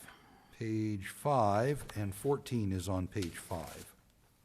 Is there something in 24 that is different from SUSMP and MS4 requirements? 24 adds the performance standard. So 13B, A through D really are secure your stormwater. They're results-oriented, and this is a how-to? And that's, well, the 13 is secure your plans and your permits. 24 is the standard is you have to deal with all of your stormwater on site unless approval's been granted through those permits. So the Okay, 2 4s sort of fit together that So way. Setting a primary performance standard and then an option to adjust it. with the 14 and appropriate 24 approvals. are different then? Yes. All right. Page 10, number 29. That sure looks to me like it's the same thing as 29 starting to 14. duplicate 14 and 13. I would suggest 29 duplicates 14 enough that you can strike 29. Okay. Page 11, condition 13D, like, 30D like delta. It says, Judy mentioned consistent with ordinance 945. Could we put a title on there? When we went through errata, fixing pieces of Title 10, which the city council eventually approved our recommendation. One of the things that we did is we put titles on chapters, articles, and sections when such existed in the code. Right. But I don't know what 945 is, and I went to the city website and I couldn't find 945. Yeah, 945 isn't yet on the website. 945 is the ordinance that adopted the local tenant preference policy, Correct. and it didn't get codified because it didn't need to be. It's just a policy that was adopted by ordinance. So what we should do there is just list local tenant preference policy. Great. Yeah, we could Just use the title from add the a title ordinance after itself. ordinance 945. Exactly. Terrific. I think it'll make it a lot easier to read. Agreed. Page 11, condition 30E. It says, other elements and information typical to address the deed-restricted unit mix and makeup associated with the 100% affordable housing project site. This is not a 100%. Yeah, I would strike just 100% and just Yeah. identify with the affordable housing project. Associated with the affordable housing, okay, so we're just dropping the 100%. Correct. That's a Very good. carryover from the Montgomery project. It is 100% affordable. This one, of course, is not. Okay, and finally, number 36, this all is also on page 11. This talks about plans submitted on April 14th of last year. That's the only thing that we have right now in terms of an application to the sanitary district. That was a condition pulled directly from their letter. So they have plans on file from. Right, yeah, the letter that came from the sanitary district was dated sometime after, but not very far after, April 14th, 2023. Right. And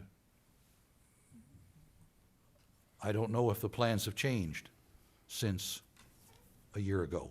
We could probably strike the date and just simply state based on the most recent plan submitted to. Or, yeah, okay, on plans submitted to the OVSD or something. Yeah, strike the date.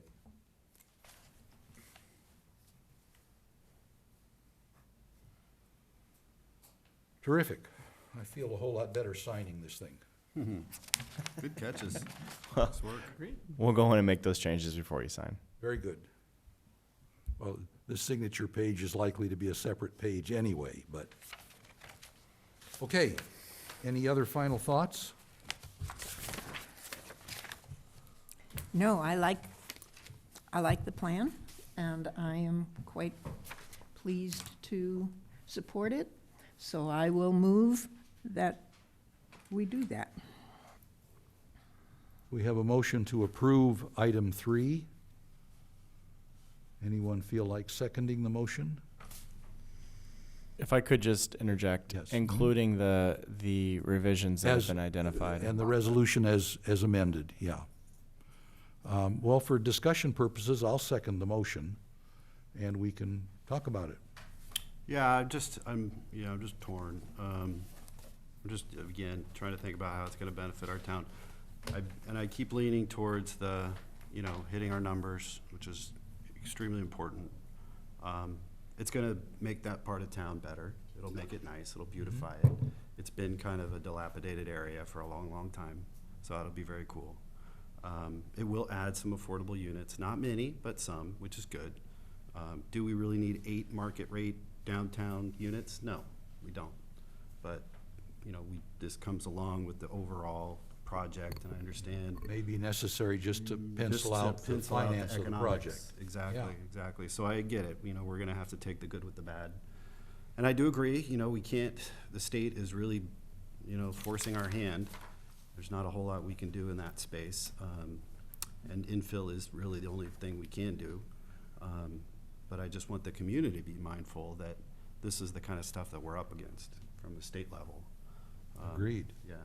There's All valid points. not a ton we can do. Okay, all right. Jamie, any final thoughts?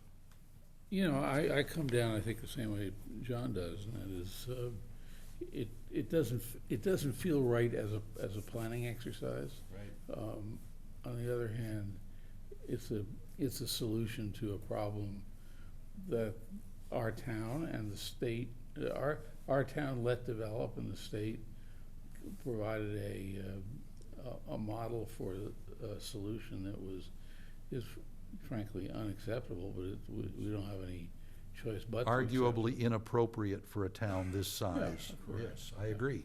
So, so I suppose I'll support it. I'm not wild about it. And, Well, I, for many of the reasons outlined here, good and bad, about having another project right downtown, I would agree. I do support the project for all of those good reasons. And I want again to thank the Becker Group for proposing all of this without any of our tax money involved. That is a very brave kind of approach to affordable housing these days, and I salute you for it. But I support it as well, and so I will call the question. Sherry, call the roll on item 3, please. Bennett, yes, Trent, Yes. Murphy, Yes. Quillisi. Yes. Work with staff as you get into the details, and thank you very much for your patience, sir. All right, let's move on to item 4, a design review permit, a plan development permit, a lot line adjustment, and a conditional use permit at, what's the address? 210 and 214 East Matilaha Street. Lucas, take it away.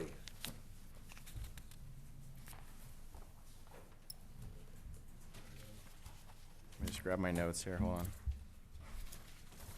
I understand you have another presentation for us? We do. I'm going to give, okay. I'm excited. Again, Lucas Seibert, Community Development Director for the City of Ojai.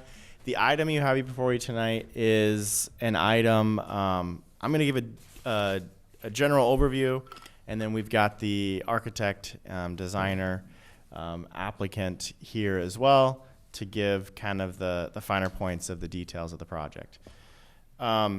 This proposal is, and the site location is 210 East Matilaha. Zoning is VMU, Village Mixed Use. It's consistent with the general plan of VMU. It is a historic landmark number 14, referred to as Nordhoff School Brick Schoolhouse, and includes proposed modifications to the site. Those modifications were reviewed by the Historic Preservation Commission at their March 14th meeting, with a positive recommendation moving this item forward. So that was the first step. They've had subsequent a recent meeting to address some minor things, but the bulk of the project that you're seeing here, in fact, 99% of the project, is what the Historic Preservation Commission approved and recommended to move forward to this body. The applicant, or the application as a proposal for Lavender Inn, includes a couple different points that I want to drive home here, from kind of a 500-foot level, and then I want to get into some of the planning tools, the pieces that Chair Quillisi had just mentioned, and how those tools are working towards this project. I'll leave the details regarding the elevations, the site plan, to the architect. They've put together a PowerPoint that's about 9 slides, and I think it's worth them going through, and I won't step on their toes from that standpoint. So what we're looking at here is a remodel and adaptive reuse of, for the overall site, the site itself is 8 hotel units in total and an existing office building. What they're looking to do is take that existing office building and do an adaptive reuse of that office building and turn it into 2 additional hotel rooms. So that's +2, plus the 8, +2, gets you to 10. Also, they're going to add 3 modular buildings, and out of those 3 modular buildings, they'll have a site plan to kind of framework this.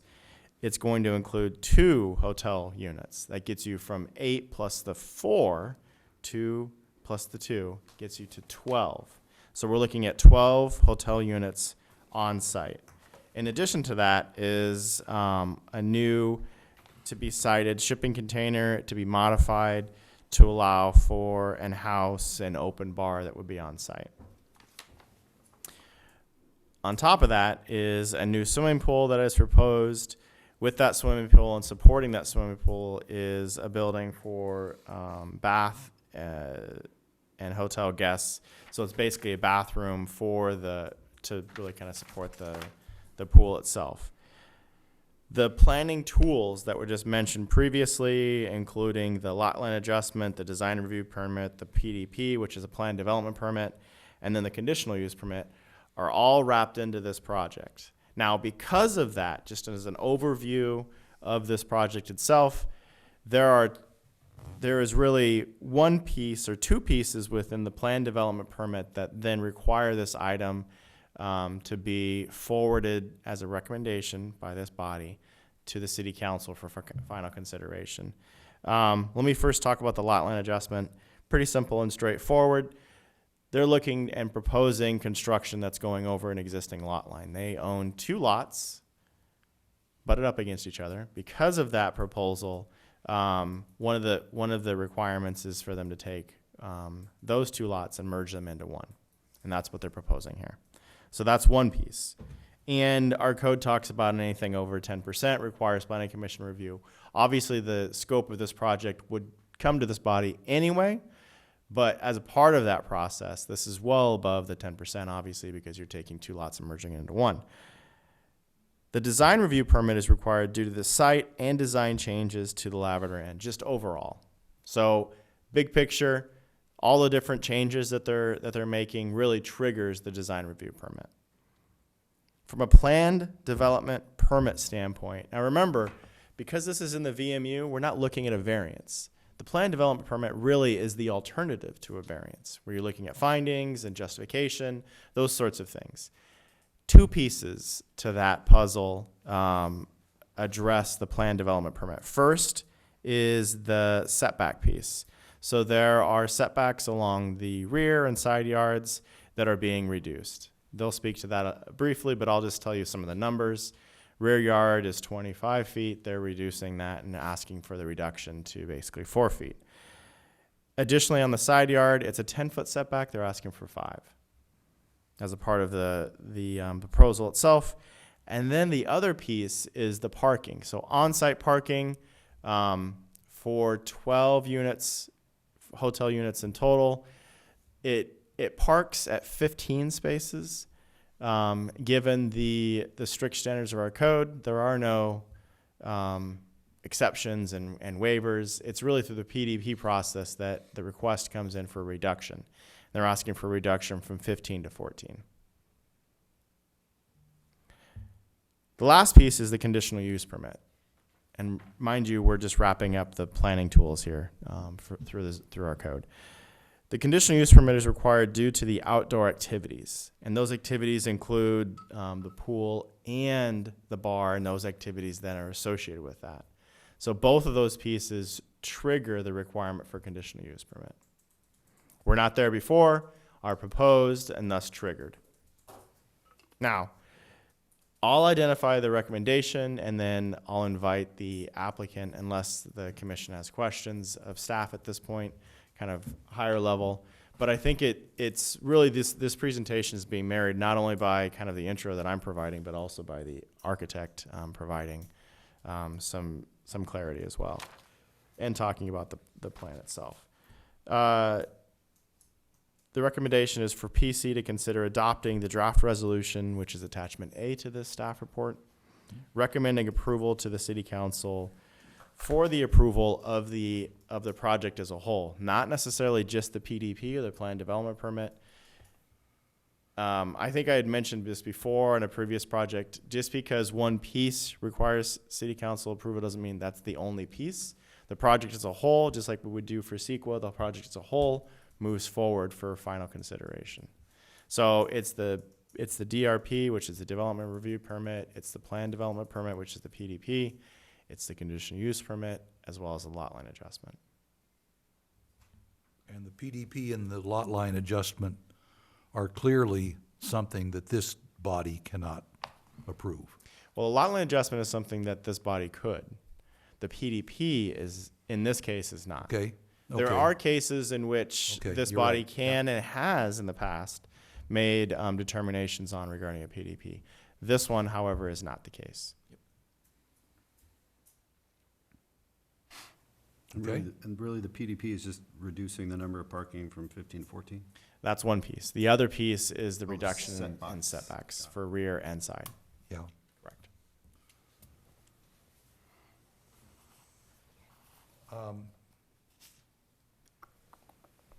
Questions for staff? The DRP, so that is asking for the commercial building to be used as a one-bedroom hotel unit installation and the installation of 3 modular buildings? One with 3 bedrooms. Is that like 2 rooms? I'm confused. Yeah, 3 modular buildings are being used to house two units. And they'll pull up a site plan to kind of actually a floor plan that'll show how that demises itself. Right. But really, 3 end up becoming 2, where there's a door that's a pass through. So it can expand it or it can close it off. Right. But it's still 1 unit. And currently, that building is a commercial building, and I think it's being used as an office? Is that right? Office being converted, yes. Other questions? I have one. I know that they're asking for a reduction in the required rear yard setback from 25 feet to 4 feet, and the side from 10 feet to 5 feet. If this were an affordable housing project, 5 feet and 4 feet for setbacks there'd be no question there. Likely, yes. We're stuck with state law in that. Right, In that there, it's gonna regard. be, state law is gonna force the 5-foot side. and I'm probably still 4-foot rear. concerned about separation of structures for fire suppression. And where we have the discretion to say more than 4 or 5 feet, and I guess on the side, that is on the east side, that 5 feet is from the overhang of that office building to be remodeled. It's at least, that's what it looks like to me. Right. No, you're correct. From walking by the site. Right. All right, so the main part of the building is 10 feet or more. But I guess you have to measure from the overhang? We have to or- measure from the or- closest point. Or remove that. Right. That's a design piece that I'd rather have the architect Right, speak to. okay. I am more concerned about the rear separation because that 4-foot separation backs up to residential properties with garages. And the likelihood of fire spreading either from this project to some of those residences or vice versa seems like one of the reasons that we have more than 4 or 5 feet as a rear yard separation rule in the municipal code. And so I'm concerned, but we're not talking about 4 or 5 being in the code because it's affordable. We're talking about 25 being in the code because it's something else, right? Correct. It's a use piece. Right, to separate out the VMU uses from other uses. Are the fire department requirements going to allow for this 4 or 5 foot separation? And if they don't, then does this, if the city, through the planning commission and the city council, approved a 4 or 5 foot side or rear setback, does that trump the fire department's regulations? Fire department regulations still exist. And what do they as a specify? separate agency. And what separation do they specify? It seemed to me it was 10 feet, but, The requirement I'm unfamiliar with because I think it's tied to like the specific use and the type in which it's being used for. And not only that, but I think there's other requirements that I don't necessarily want to get into, because it's really a context piece for the fire department. Well, If that makes Okay. any sense. So well, in a any- way, it does, but we talked about the fire department, I think, when we were looking at the first case. correct. And fire And- department has specific conditions, which basically says, hey, come to the table. We need to take a look at this. And this time around, the city has accepted all of the fire department's conditions. So what happens if they differ from these proposed separations? Does this project halt until the fire department is satisfied? Well, the fire department would certainly need to be satisfied. They're one of the agencies, just like Casitas, Edison. So Absolutely. when they have to pull a 610B and stuff like that, that'll all come out? Absolutely. Now, Okay. what's interesting about this site, and I think what I should also identify at the front as you enter, and then I also provided it to the dais, are the conditions that fire department has identified to staff. And I would caution to identify that these are really kind of a litmus test for the applicant, not actually recommending that they be added as conditions. For the simple fact that then puts our resolution into work and working for the fire department versus the fire department then identifying what their specific conditions are. And that's all outlined within the 410 or the 610 B form. Right. So when and they the- and apply the for that, existing then there's. resolution says meet all the requirements of the Fire Prevention Division, so. Right, and I would take a step back and look at those as examples in which to consider, but not necessarily something that I would recommend, that staff would be recommending to be included within the resolution forwarded to. Put in the to text council. of the resolution, yeah. Yeah, The other key is historically fire hasn't imposed separation requirements. They impose other requirements, but not separation. That has historically been imposed by They the have city. ingress and egress with requirements and Right. stuff like that, okay. And they have defensible space requirements, but not historically the separation requirements. But obviously, if fire were to require it, then the applicant would have to figure it out.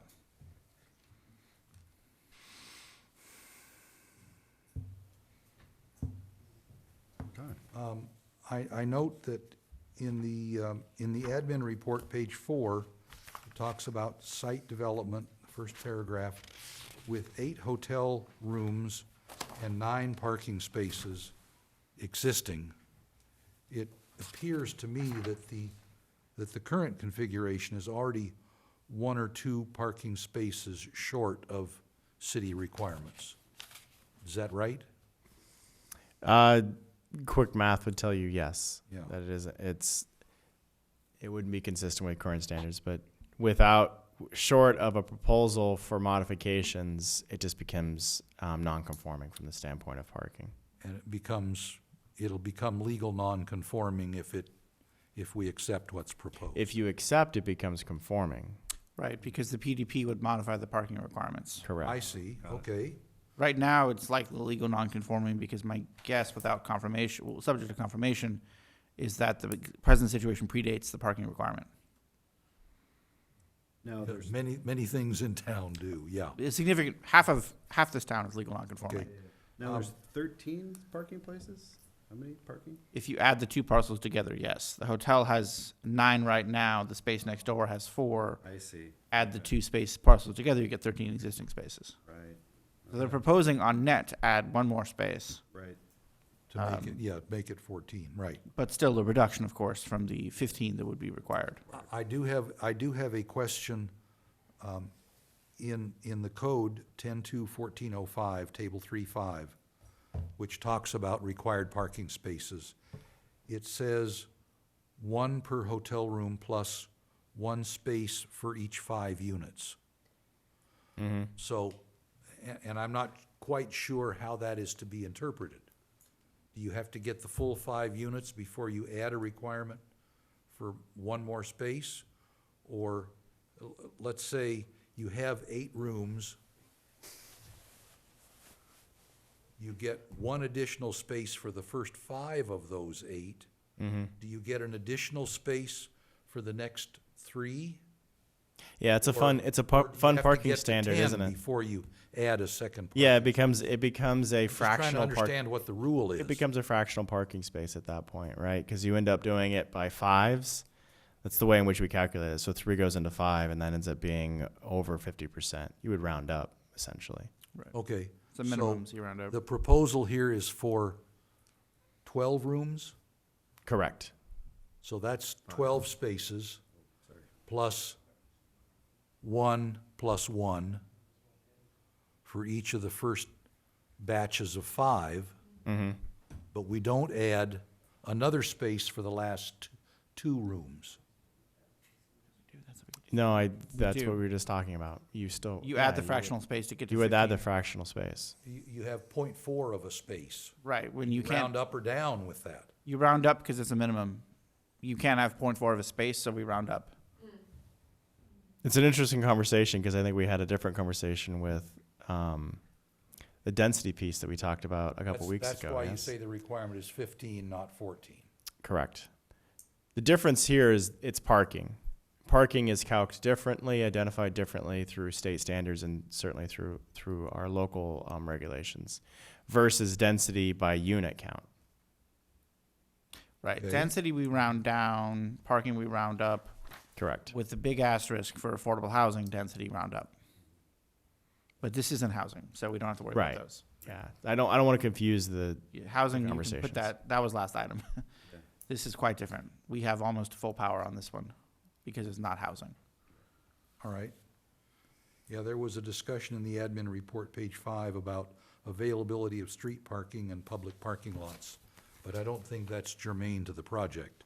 You can't count either of those against a requirement for private off-site on-site parking. Correct. Instead, what it does is through the PDP process, it identifies are there areas within a reasonable distance, and typically it's about 500 feet is what you end up looking at. Are there areas in which additional parking could be accommodated?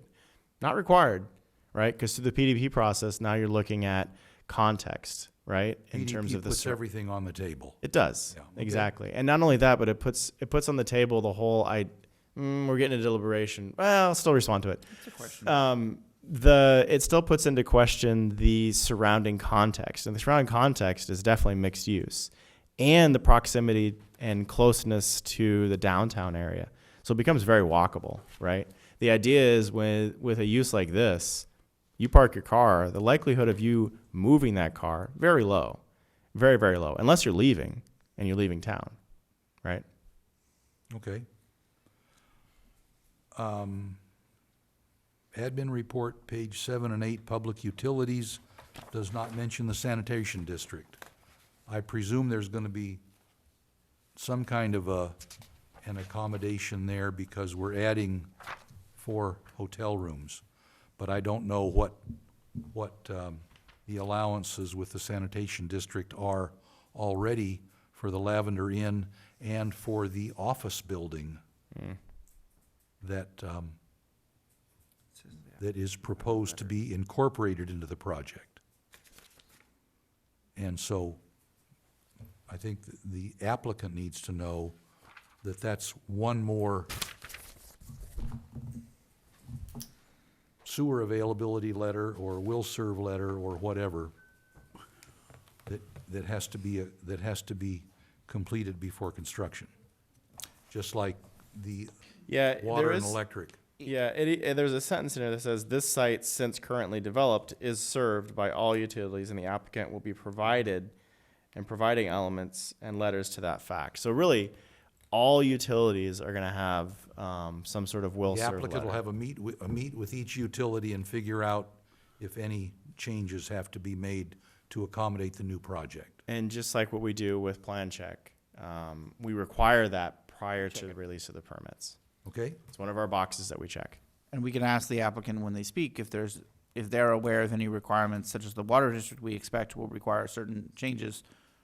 Are they aware in their discussions of whether the sewer district will be requiring adjustments as well? Yeah. Okay. That's all the questions I have. Do you have some? I do not have questions for staff. Very good. Well, let's hear from the applicant then.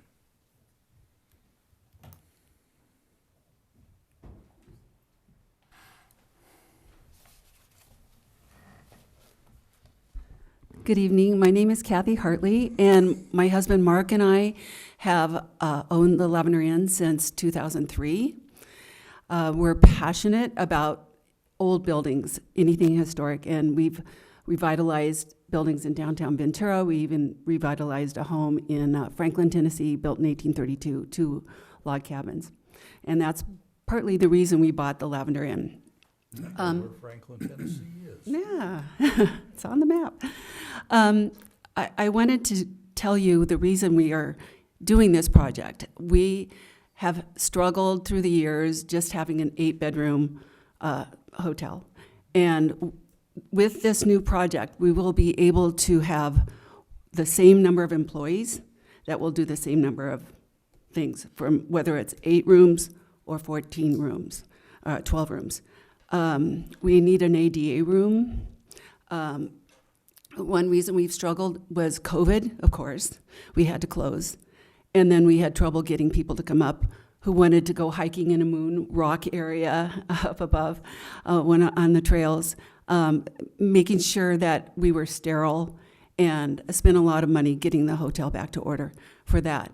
And then after that, we were hit with a bogus lawsuit, along with iguanas and 400 other hotels in California, by a partially sighted person in Montana who said our website was not ADA compliant.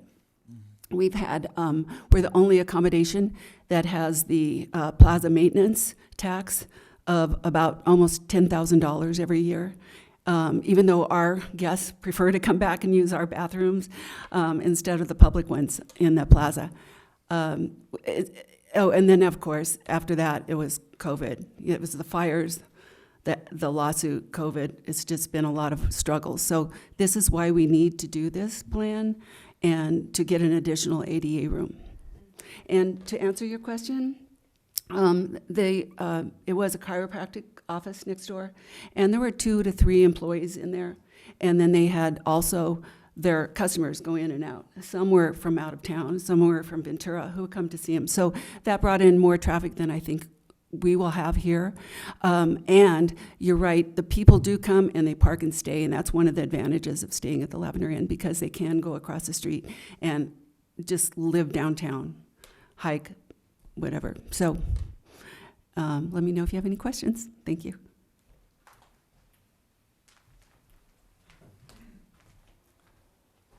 Kathy wanted to say a few words before we got started here, so I think, a good introduction.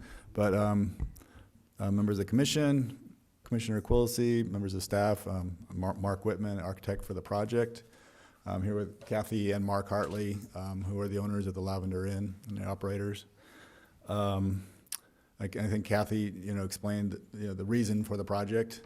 And there's, one of the things about the site now is that there's a large vacant area behind the existing office building.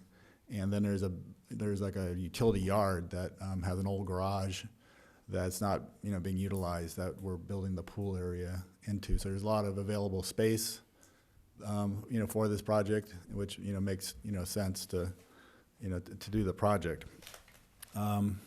So in our 3D rendering, you can see the office building on the bottom right corner, and the other office building that was recently remodeled in the dark gray, that's right next door. And so we're kind of diverging from that style of what they did and going into more of a cottagey, quaint, kind of breaking up the roof lines and having sort of like a organized but random different elements to the project, to give it some character and charm. That's kind of what was our goal, in designing the project. But one of the things I want to point out is that the back, the new units behind the existing office building, those will be modular, and so we're going to build those off-site. There's a company in Santa Paula who builds these modular units, and they get shipped out on trucks and set down. And the advantage of that is it speeds up the construction, by months, 6 months or so, while we're going, through the permit process. We could be building these units off-site and then having them brought in. And there's a lot of environmental, You need a truck and a crane, but that's it? that's it. Yeah, they come in their semi-trucks and they lift them up, and we do the foundations ahead of time and lift them up and set them down in a day or so. And so the project's, there will be a lot of on-site construction on top of the modulars. And I'll point that out later. One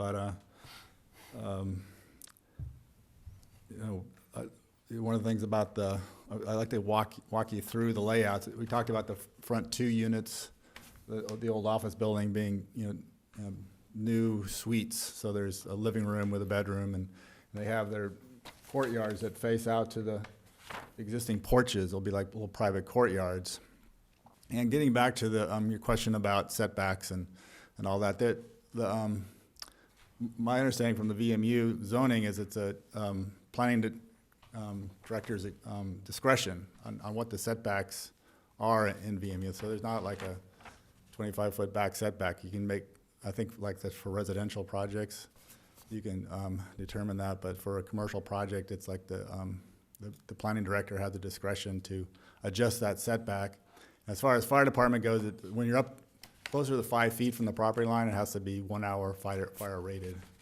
And so the construction has to, meet that fire rating.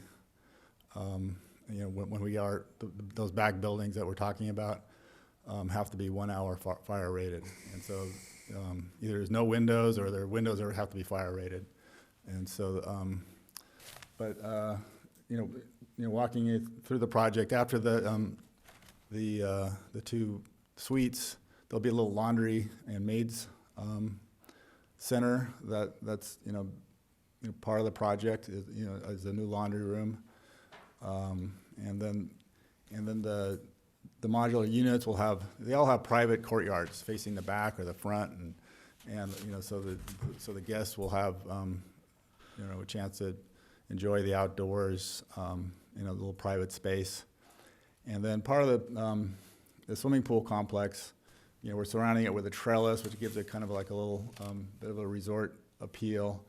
But the storage or the container that's in the back, it's partially a bar servicing the guests, but the other half of it's going to be storage for replacing the garage unit that's there now. It's going to be a storage in the back half of that container. And then the bathroom that we talked about.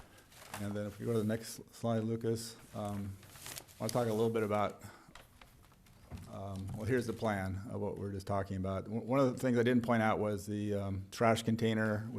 Right now it's in the back, in the vacant area in the back, and we're moving to the front, right behind the existing salon. And that's going to be, shielded from, the street with a, nice decorative wall.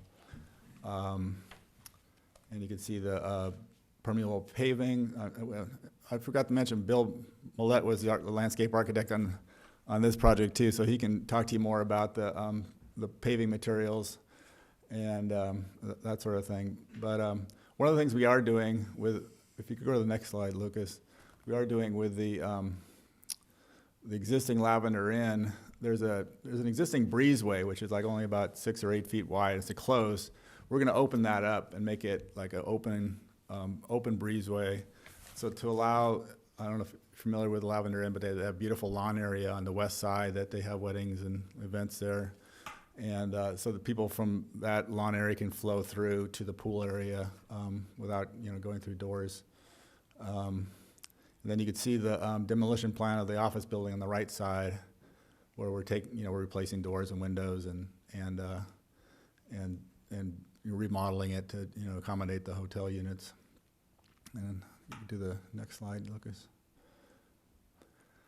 You can see the elevations again. You can see how we're kind of breaking it up with the different elements. And a new porch off the what was the office building, off the 2 new suites that face the parking area, and And you can see on the top right corner is the street elevation. Oh, okay. Or the Yeah, remodeled office building. and so we're kind of creating, you know, again, some charm facing Ojai, or Matilah Street. And we're adding like a little peaked roof element across that office building. Right now, it's kind of got that flat, I think the historian called it some, you know, it's like a mix, a hodgepodge of the mid-century modern with or ranch style. And so he didn't consider it anything to be considered historical, but so we're adding a little peaked roof to give it more of the quality of the rest of the inn. But in that remodeled building, the door, the outside, the entrance doors are facing the model that's right across the gap into the next parcel, right? They're facing east, the doors are facing east there? Well, the entry doors into those suites, the two new units that are part of the office building, those are facing the parking lot on the porch there. And then there'll be back doors, they'll lead to a private courtyard on the east side. I don't see any doors on the south elevation or the north elevation. No, The west elevation has doors, and the east elevation correct, has doors. correct, yeah. The east, that's out to the little porch areas. Okay, Correct, okay, very good. yeah, that's correct. You see in the sections, some of the roof lines are gonna go above the, what's allowed for them, for the modular units to travel down the highway, so there'll be some of the elements will be site-built. Some, yeah, some assembly required. Right, exactly. Yeah, so in the remodel of the office building, of course, that'll all be site-built as well. But we're trying to minimize the impact to the existing Lavender Inn guests, but also the impact, to the city. The construction, will be minimized quite a bit by doing the modulars. And so, you go to the next slide, maybe. Here's the material board. According to the historic, the landmark designation, and we had to follow the historic guidelines. We were told not to use the same materials as the Lavender Inn, but use similar kind of, that would blend in and matching. So we were using a board and bat siding, and also some Ojai stone, some sandstone, some natural sandstone, which is on the Lavender Inn now. There's in the planter wall in the front and along the base of the Lavender Inn, there's some sandstone, so blending those in, and then the asphalt shingle roofing. The paint colors, we're going to change. We went before the historic, and they approved changing the paint color of the Lavender into a gray and white color, which someone said that was what it was historically, and it got Lavender will apply now to the flora, not the building. Right. Yeah, well, it never was painted lavender. I think right now it's like a kind of a muddy yellow color that was exposed after the fire when they water blasted the building, to get rid of the smoke. It uncovered some other paint color underneath, and so we're getting to get rid of that and paint it the gray color with white trim. And the fencing, the historic folks wanted to see vertical white, fencing there. And not originally we had proposed to blend in with the neighbor's horizontal picket fence, and the historic folks know we'd like to see it, up and down to be, more keeping with the historic nature. And so, you do the next slide. And here's some photographs of the existing Lavender Inn. And you can see the color on the left is existing. On the bottom slide, the bottom picture on the right is the proposed color. This is what the historic folks approved last month. Okay. And so if you don't mind having Bill talk about the landscape plan a little bit. Bill Millette is here. Before you leave, Yeah. If we can go back, well, this slide will do here, I think. Yeah. at the north end of the property, there's a small structure and a long, narrow structure. All right, My impression from the admin report is that the long, narrow structure is a metal building, right, like you'd find on a container ship, exactly, it's a remodeled container. non-flammable. Right, Okay, that's all metal. that makes me feel better about separation from Yeah. the residential structures. Sure. But the small one, what is that? That's a Is that bathroom. That's a stick-built, Stick built, yeah, but it'll be fire rated, it'll have a 1 hour fire rating on Okay. on that. So- and the modular building to the east, at least, well, I can't tell from all the drawings here. How close does that new modular building that's behind the remodeled office building, how close is that? Oh, it just comes up to the edge of the metal building. Yeah, it butts up to the metal building on that north side, and then I think we have at least 5 feet on the right side, so we can have regular windows on That's the east side. 5 feet to the property line, and then there's another 5 to the other building. And that 5 is measured from the overhang, from the roof overhang, not from the wall. No, it's so. The drawing yeah. said it was 17, is it 17 feet? 13 feet or 17 feet to the east wall of that remodeled building. Right, that's the units to the wall of Oh. of the units, yeah. It's the modular building that gets closer to that eastern Right, property line. correct. Yeah. So that comes up to 5 feet. Can you do anything about that? Or is that gonna have a fire-rated wall Yeah. all across the east side of the modular building? Yeah, again, the building code is 5 feet or more, does not require fire rating. But, you know, it will be a 1 hour rated structure. The city code now requires all structures to have, you know, fire rating. And all Class A roofs Yeah, yep, and closed eaves and yeah, so it's all, 1/8-inch screens where you have right, the little things on the roof that allow air in and out of the attic. well, yeah, so it's this, you know, it's spark-proof attic, so the sparks don't fly in and burn the place up. So, Okay. yeah. And, go ahead, sir. You're still ahead. Yeah, please go ahead, John. The neighboring structure, I believe that was converted to a residential, It's live like work. mixed live Live work, yes. Yeah. Mhm. And it's pretty close to the existing building that's there now, and you guys are thinking of remodeling. And I think the only thing, there's like a walkway, I think, between them. Yeah, it's as close to the property line as this Yeah. remodeled Yeah, you could see it, office building you is. could see it in this picture here. They're matching buildings. Yeah, and have you guys had conversations with them at all about your plans? Yeah, we have. We've Yeah. been in close conversation. The Hartley see him all the time. When he's out there building, he was building it himself. It was Yeah. pretty impressive. Yeah. But we were showing him the plans and talked to him about it, the fence that he was building, and so, you know, he's happy with what the Hartleys are doing. He was concerned about the separation of the parking areas and Yeah. all that. Yeah, because they share a parking spot, don't they? Yeah, so we're separating, now they're not gonna be shared anymore, and so. Got it, okay.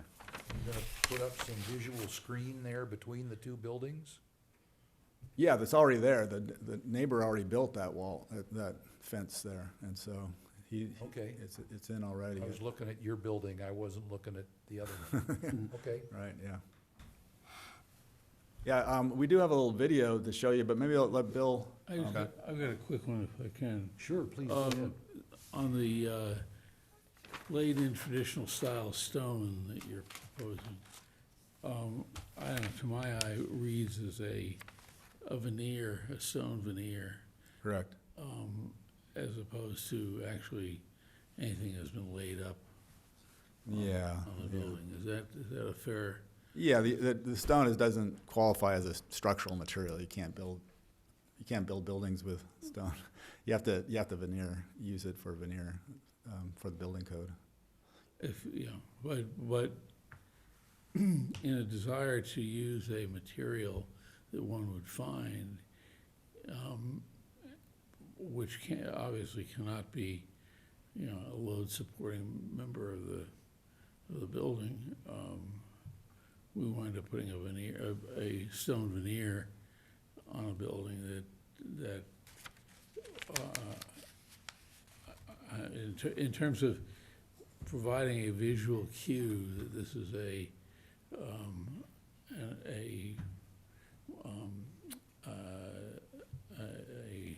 type of construction that one would have seen, it sort of feels out of place. That is, it feels out of place because it is not a laid-in traditional stone as it purports to be, and obviously then the veneer on the picture, second row on that same page, of the front of that building is obviously because of the size of the rocks and the sort of nature of the way in which it's been done, reads something other than a true vernacular building. Yeah, I think it was added after the, you know, the brick schoolhouse was brick originally. But yeah, you know, the Ojai sandstone, we think, you know, fits into the character of Ojai. Yeah. Lavender Inn has the same veneer on that was done. Please, if. This is Mark Harley, and applicant. The Lavender Inn, as you see it now, has the stone veneer that was added to that, oh gosh, maybe 15 years ago or something along that line. Historical report said it was a brick schoolhouse. It was, but that was. Elaborate over that. Yeah. This year will be the 150th year of that school. We are celebrating that, and you'll all see some nice literature on that and articles about that. That was changed probably 100 years ago. It's just continued over the years. It was the Ojai Manor during the 30s, which was a hotel as well. And it's continued to be a boarding house and a hotel and other maybe funkier things they did there. But it's pretty much, we're trying to make this new area look pretty close to what it is, but Historic wants it to be a little bit different. So our concept was to try to make this, as you enter, you kind of see it all blending together. So we're trying to attempt that. And Mark's done a really great job on changing the roof pitches and the designs to make it look more of a cottage feel. Yeah. So we're trying to make this warm and fuzzy. That's really what we're trying to do. And the other thing is that Kathy mentioned is we have a tremendous problem with our homeless people that like to live behind that existing building and in that empty lot area there. It's really easy access to come through the parking area. Now it's blocked off with a fence, but we've had a tough time over the last 15 years policing that. It's really tough with guests and things like that. So this modular system will give us not only income, it'll also change the whole environment for us. So Allow you to fence off the east edge of the property, Exactly. basically. Yeah. Okay. Exactly. Okay, thank you, guys. Any more questions for applicants? Oh, There's a little more from the applicant's presentation. yes. Just want to speak to the landscape that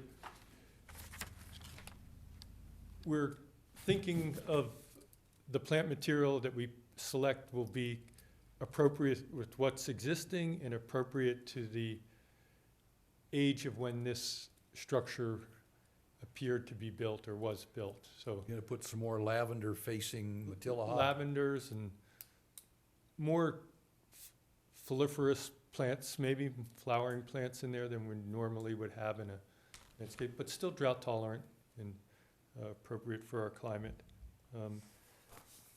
There are permeable pavers proposed in the new parking area that will match with the existing pavers that are there. I like that idea, but I wonder about when you bring that crane in to put those modular units in, presumably you'll do that before you put the pavers down. Yeah, I would think. Okay. Probably back out of the site with the landscape. So, any questions on the landscape? Cranes are heavy, yeah. Yes. Thank you. Questions? Judy? Not, no.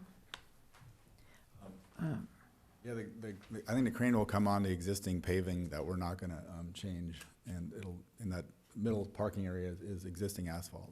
It might damage, we might need to repair, because they are heavy, and so, but we did, put together a 3D, presentation that, really helps you visualize, more so than the 2D plans you just saw, and so. This is the spa here on the left? That's the spot on the left, and that wall you're looking at now is the screen wall for the new trash enclosure, which will be right behind that. And so that's, yeah, it's a little jerky on this computer, but, Fence, the parking, okay. Okay, so you're gonna continue that fence all the way out to the sidewalk? yeah, it already is. It's built that way now, Shared, yeah. Just walk So by there's there, the- yeah, okay. Okay, there you go, there you go. Yeah, so they're all close together.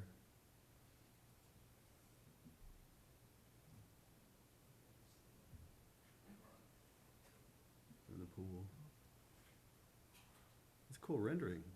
Yeah, Micah Sessions, he's here, part of my staff who put this together. Nice work. Okay, that's your, The that's bar. your TEU there, your, Yeah, the little Container ship container, remodel container, which my modular guy will be building that as well.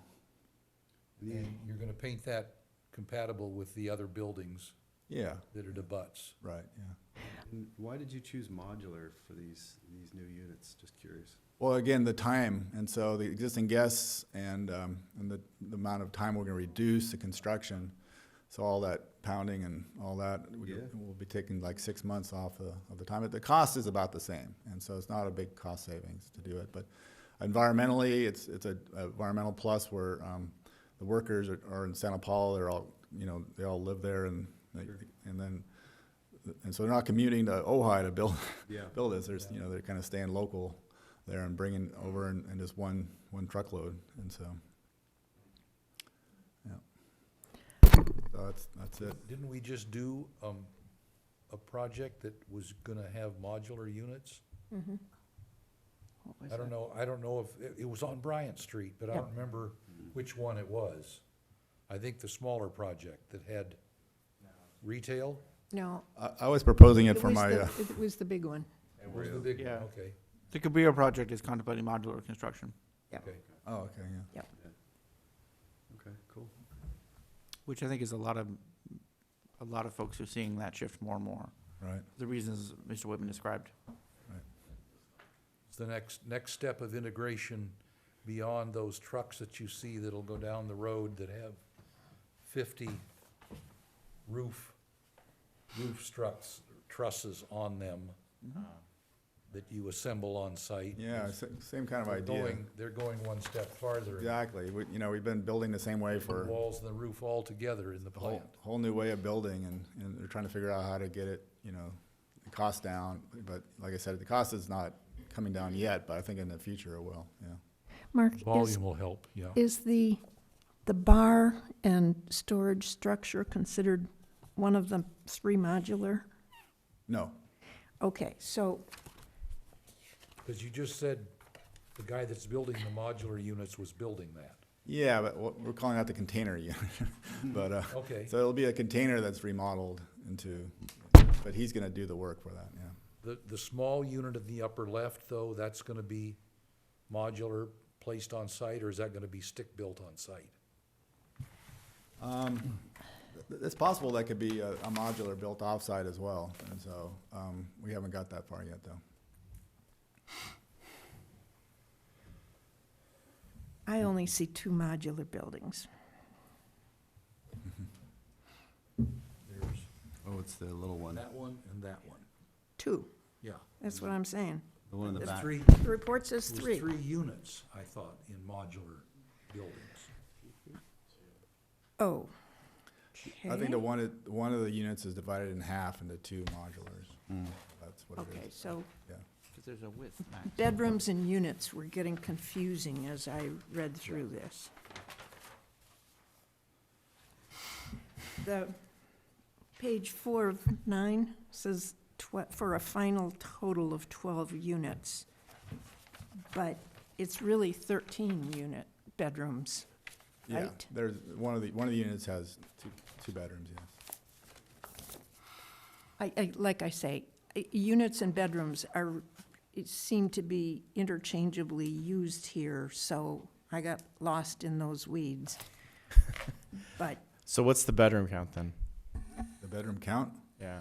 Are we talking? 13 bedrooms. 13 13. bedrooms. Okay, so the remodeled unit is gonna have two, the remodeled building Right, is gonna have two units in it. right. Right. And each of the modular buildings is gonna have one unit, but one of them is a two-bedroom unit. Right. Okay, Okay. So I'm sort That'll of be the interested in suite. in these modular components. Is this a relatively new phenomenon that we would have manufacturers of modular, custom modular, if you will, elements here in Ventura County? Is that, I built one at our Blue Iguana Inn, '05. And at that time, the only custom builders were in Canada. And it was before gas prices went way up, and the Canadian dollar was really good, so we had, it made sense economically to bring them all the way down from Canada. But now there's custom modular builders here, where before it was kind of like you got whatever they sold off the shelf kind of thing. And so, and does, in this custom modular, does the architect work with the modular company, or are they dealing with the modular company as like a kit of parts, and or are they saying, here's my plan, how would you do it from a modular standpoint? exactly. So they have a staff of draftsmen who will redraft these plans into the modular units, and so, yeah. And do you think we're gonna see more of this? You also brought a project before us. Yeah. 2 years ago. I was proposing it at the Gables, the Right. housing project there as well. For some of the same reasons. Yeah. Thank you. maybe we should call them factory-built rather than modular. Yeah, that works. Well, Well, it's different than there's a manufactured stigma, homes. depends on who you wanna talk to, there's a stigma with either one of Suppose, them. yeah. Yeah. Okay. Any other questions for the applicant and crew? All right, thank you very much. We're gonna take public Coming comment next.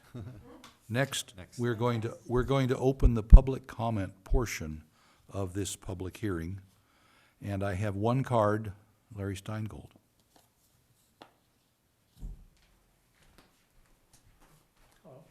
How are you? Hi. Larry Steingold, resident, taxpayer, citizen of Ojai.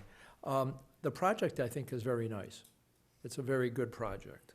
I have two questions. One is the bar, the storage container fixed to the ground, and are they gonna pay taxes and fees appropriate for a piece of a building on site? Or is it portable? Like, they just pay $200 a month for a container and plug and play? Just a question they can answer. The other one is more important to me, is after being in the business, real estate business for 40 years, setbacks, reductions or setbacks are kind of set a precedent. Every time you reduce a lot line, the next person can do it. So here you're reducing 5 to 10. I have no idea what's next door, if it's an office or whatever, as long as there's enough room to get a vehicle down, whatever the case may be. The 25 to 4 foot is more of an interesting thing, because have the neighbors, the ones who are going to be adjacent to it, know what's actually going to be taking place. Because we had the same problem with Wyrick and Love Cafe with a 10-foot setback, regarding sound and all this stuff 2 years ago or a year ago. I've lost track of time.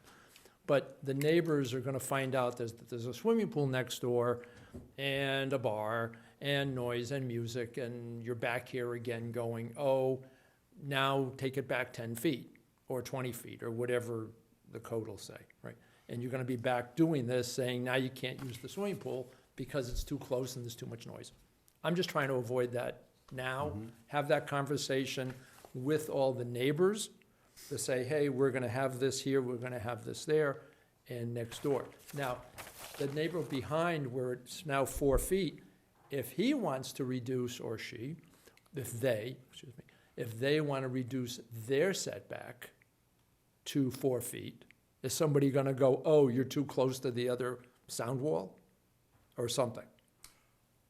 Question for staff. 'Cause now you're- Do those parcels on Aliso, are they also VMU? Even if they aren't, I wanna reduce my setback to 4 feet. Yeah, let me look real quick. And I'll note, all properties within 300 feet were given a mailed notice of the hearing. Right, but notice that they're gonna be looking for a setback. These people, quite honestly, most of them don't have a clue of what that means, especially if they're gonna have a swimming pool and a bar and all this stuff in that setback. Those are things. People come with these things, and people make noise, they have amplified sound-powered music, they're smoking cigars, maybe, who knows, whatever. and We've drinking- banned smoking in hotels Whatever, in but Ojai. you know what I'm saying.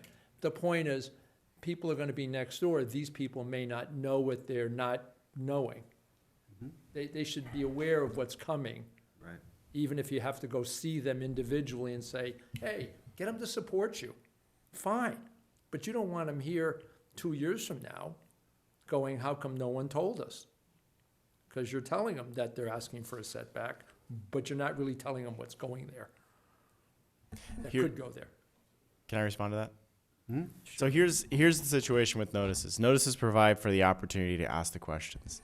If you don't come to staff or come to the city and ask the questions after you get notified, aside from the city literally coming door to door to 300-foot radius, I don't know how Well, else to not solve you, that. but what I'm Right. saying But is, I get what you're saying. in my world, Because the it applicant- does, well, hold on. Sure. I do get what you're saying, because there are times where a year or 6 months down the road, as soon as construction starts, that's usually when we end up getting the calls. Right. Right? What's going on here? Well, were you notified? I saw it, threw it in the trash. Right. Or I saw it and didn't think anything of I it. don't. Or I saw it and came in and didn't quite.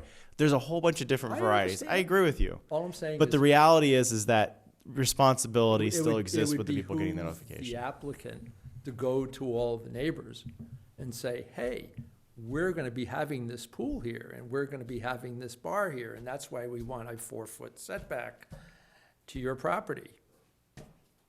That's all, only because they're neighbors, and neighbors vote. That's all I'm saying, so. All right, anyone else here present who wishes to speak, please come forward. I've been sitting so long. Oh. Anyway, I'm Carol again. So with this gentleman, that was, where'd he go? That Larry. one. That's exactly what I was going to say. That, why do you think I'm here? Because I'm an interested person, and I want to know what's happening in my community. So how do we excite people to want to know what's happening, to ask these questions? And I wrote down the very same thing. Is that bar public, or is it just private for the people that are there at the Lavender Inn? Now, Kathy, I love that Lavender Inn. I totally love what you're doing, and I totally get their financial issue. The packet says that the Totally. pool and the Totally bar support her. are for guests only. What? The packet says the pool and the bar are for guests Oh, only. I'm glad to know. See, I didn't know that. Because the questions are, you know, what is it, Chief's Peak over at that other hotel? They put a pool, they put a little bar, people come there. There's not enough parking for the people that use that hotel. And now there's a sign there that says, go up the street to park. Yep. Because you can't park there. So parking is gonna be an issue. And I didn't understand the one part when Kathy, when you said that people park their cars and then they leave their car there. Please address the commission and speak into the microphone. Ma'am, Ma'am, you gotta get. you're not on the record if you're not speaking Oh, into so the sorry. microphone. But is that a good thing? Well, Because it takes up a space for a local that's trying to go shopping at Rainbow Bridge, and now there's cars parked there on the street. Parked where? Huh? on the street? No. Will they have enough parking space when they take them away? They'll have one less than they are required to Oh, have. okay.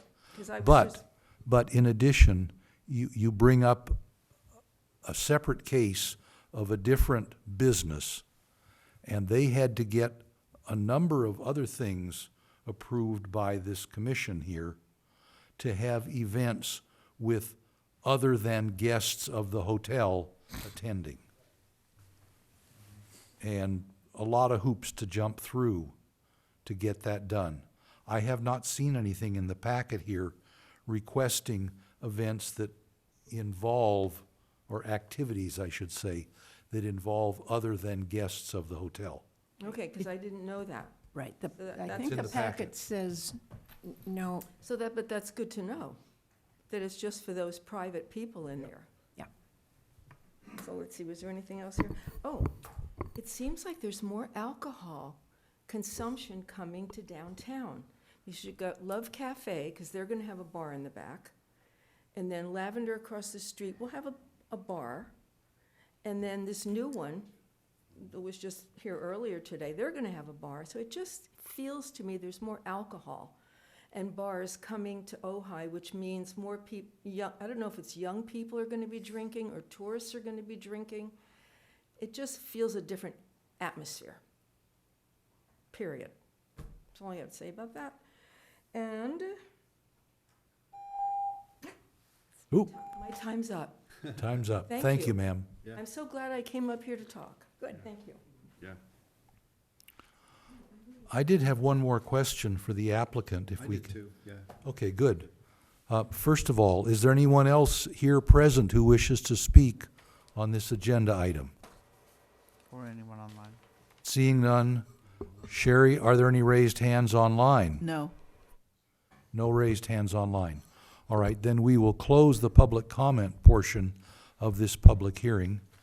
And since we have some more questions for the applicant, choose your poison, come forward, and we'll try some more dialogue.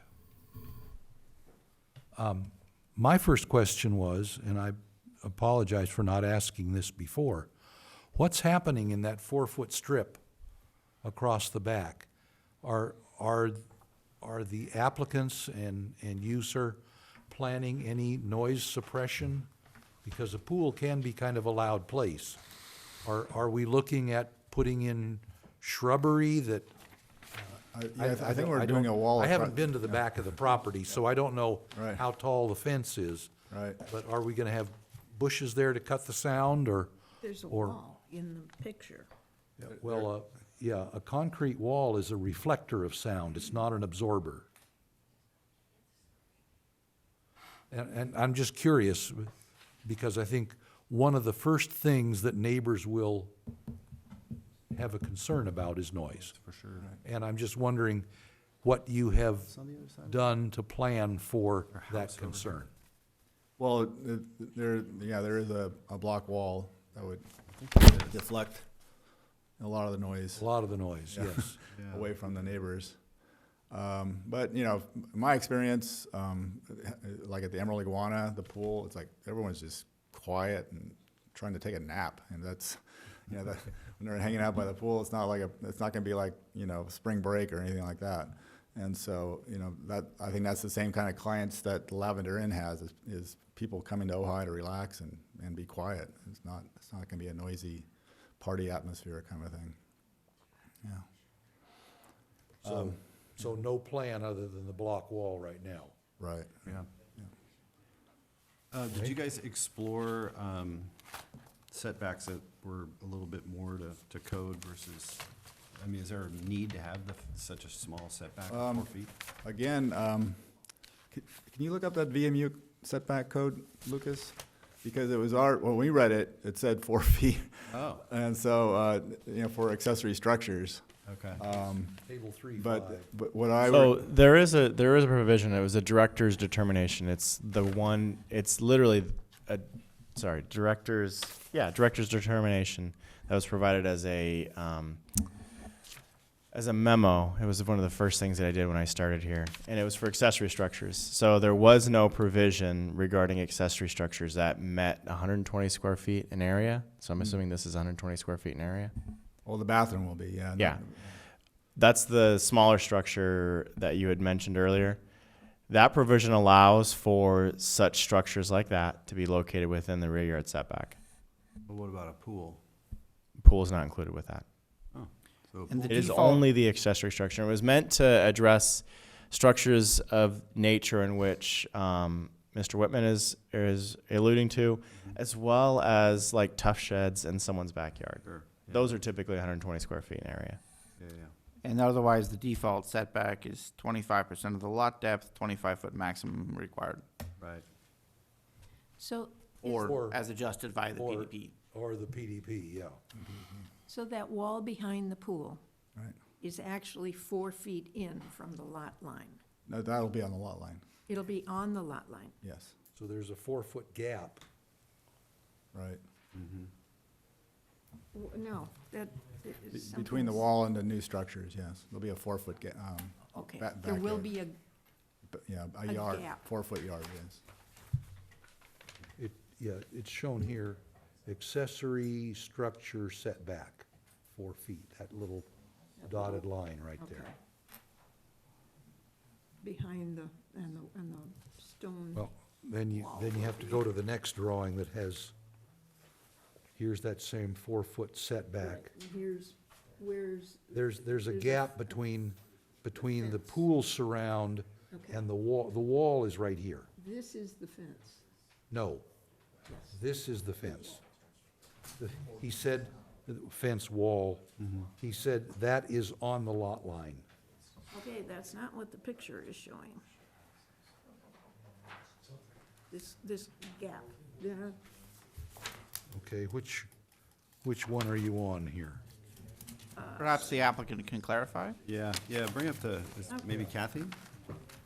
The wall's on the wall's on the property line, and then there's a landscape buffer between the pool deck and the wall. And so, okay. There it's is a just landscape buffer. not yeah, showing. yeah. Okay. And the As exist, as a point of clarification, Bill, could you kind of speak to what sort of landscaping you're thinking of along that stretch? Keeping on. I think it's really where, if I look at notation between 18, the wall Correct. and it's that stretch, right? Yes. Doesn't look like Thank a you. 4-foot. That I- looks I like can't- ivy, or Yeah, vines. could be ivy on the Okay. wall. So at the rear of the property, there's a proposed 6-foot tall CMU wall, stucco Right. wall. And solid walls like that really help mitigate sound better than like a wood fence. Doesn't Oh, do yeah. much. But there's also planting in front of that wall that helps with any reflected sound off of that wall. And we may, Yeah. it absorbs it more. Although sound does pass through plants, but it helps muffle it and stops that bounce off. And there may even be, I mean, we haven't gone that far into this yet, but there may be a vine on that wall also.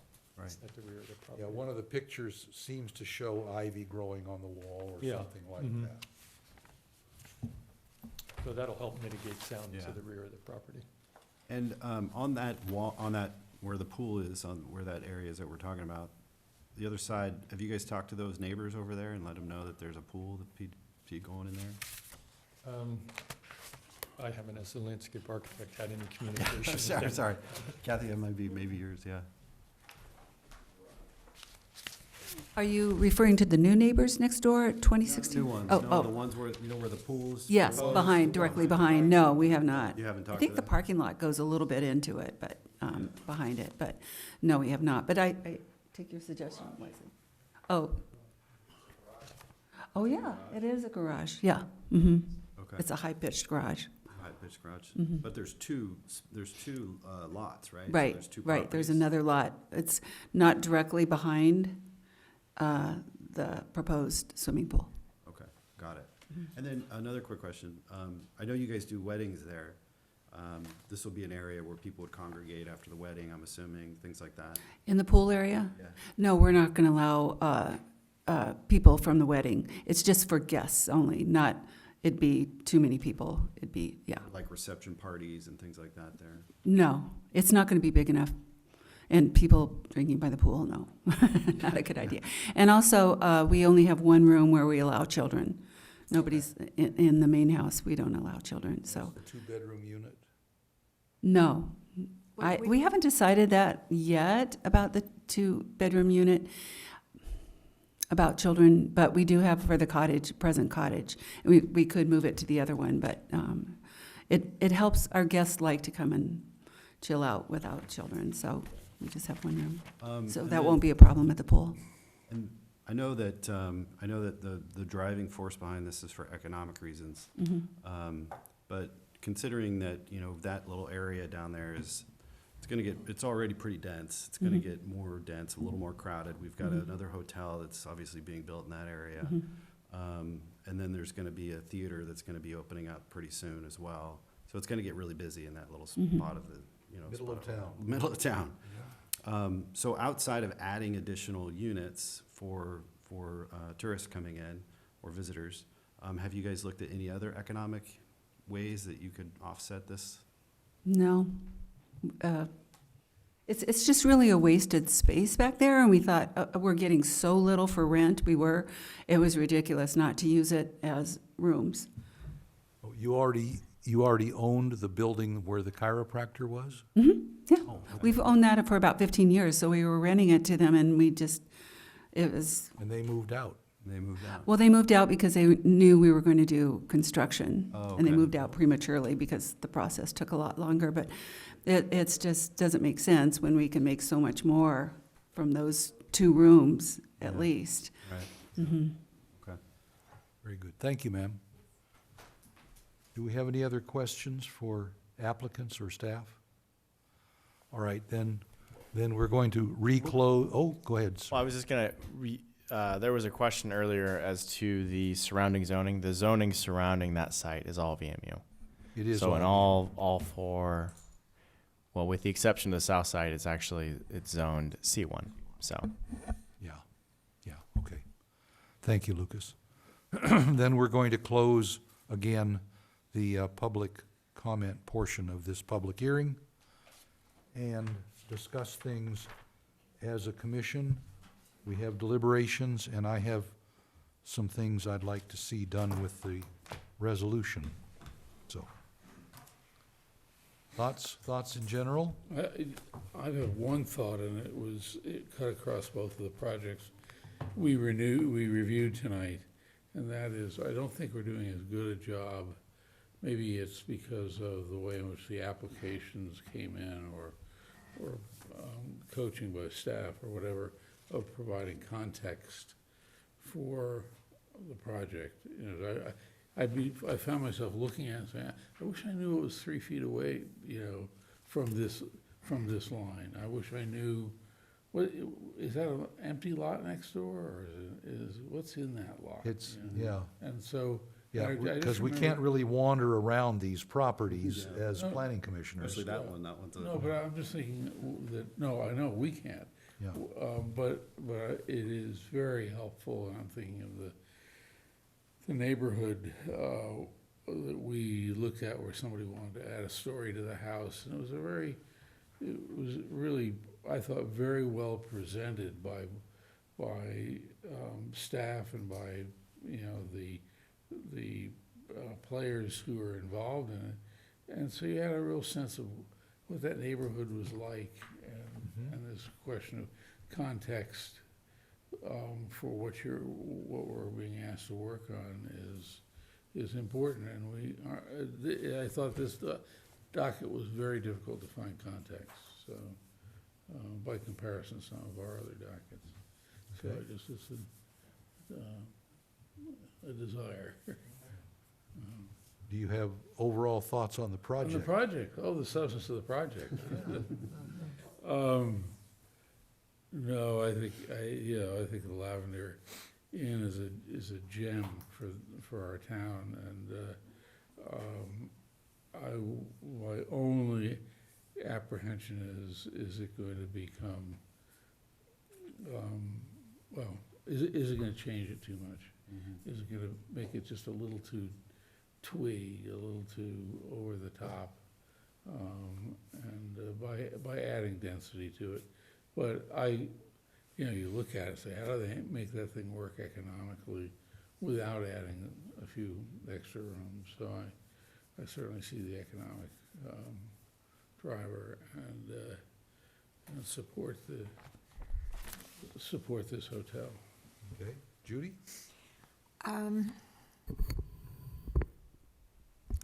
I applaud the architect in being able to make this look quaint and Ojai-ish.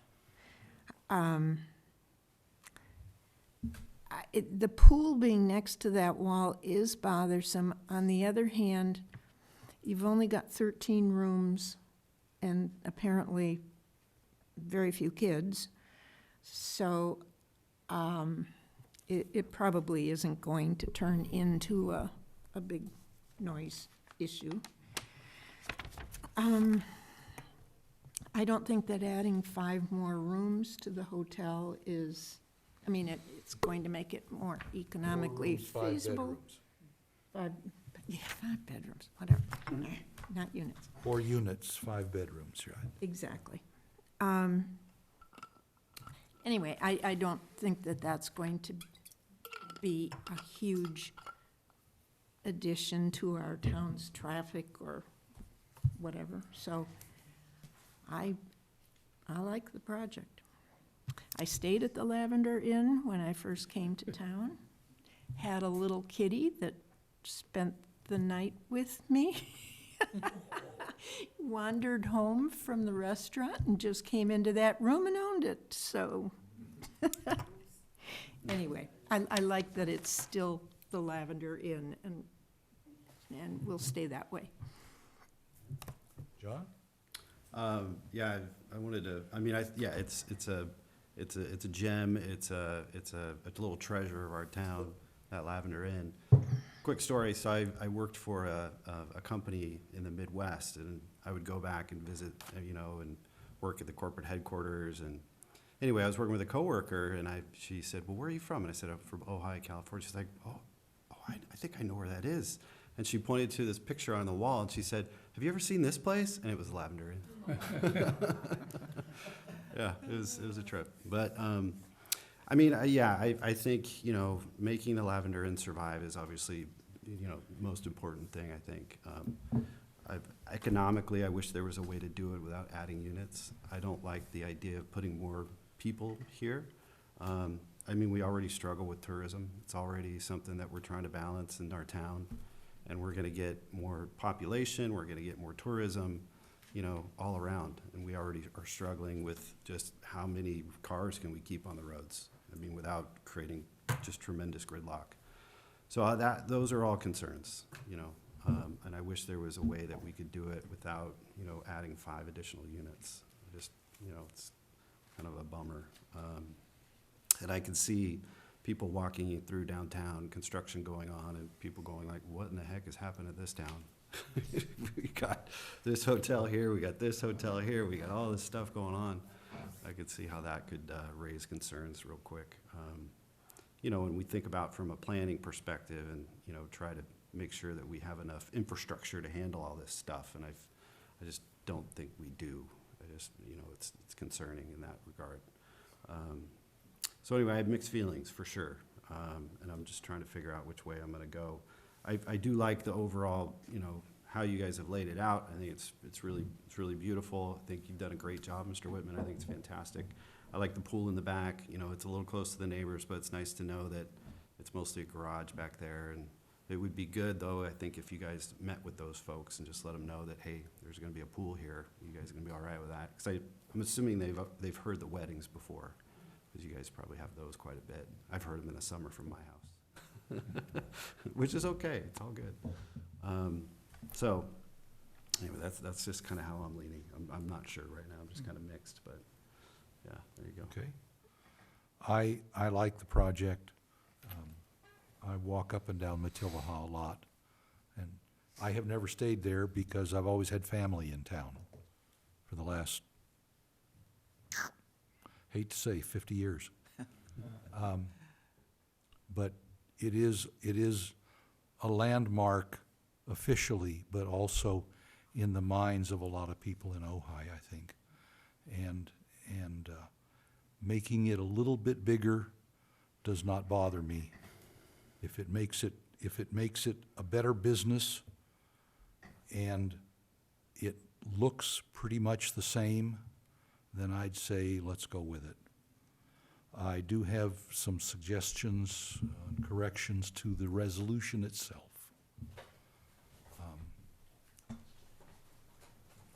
So if we're ready for that,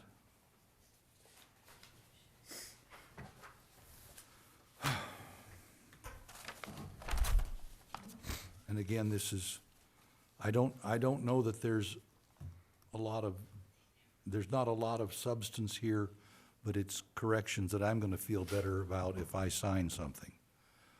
First, on page 2, the 10th and 11th recitals, that is the bottom two, first line of each, it says forwards. It should say forwarded, that we're talking past tense. Page 3, the first recital, submits should be submitted. The second recital on page 3, third line, responds, should be responded. Page 3, the sixth recital, 1, 2, 3, 4, 5, 6, whereas is misspelled. And you mentioned, it said the Historic Preservation Commission reviewed the modification and voted to approve the proposed modifications to the landmark site. Did we ever get anything in writing? Is that just in the minutes of their meeting, or do we need something? Do we need something in writing in terms of a recommendation from HPC, or is this sufficient? This is sufficient. The whereas covers that. Okay.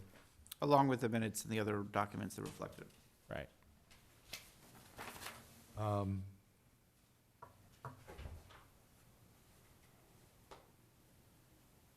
Page 4, zone year, yeah, there should be an and after the first whereas, the end of the first whereas.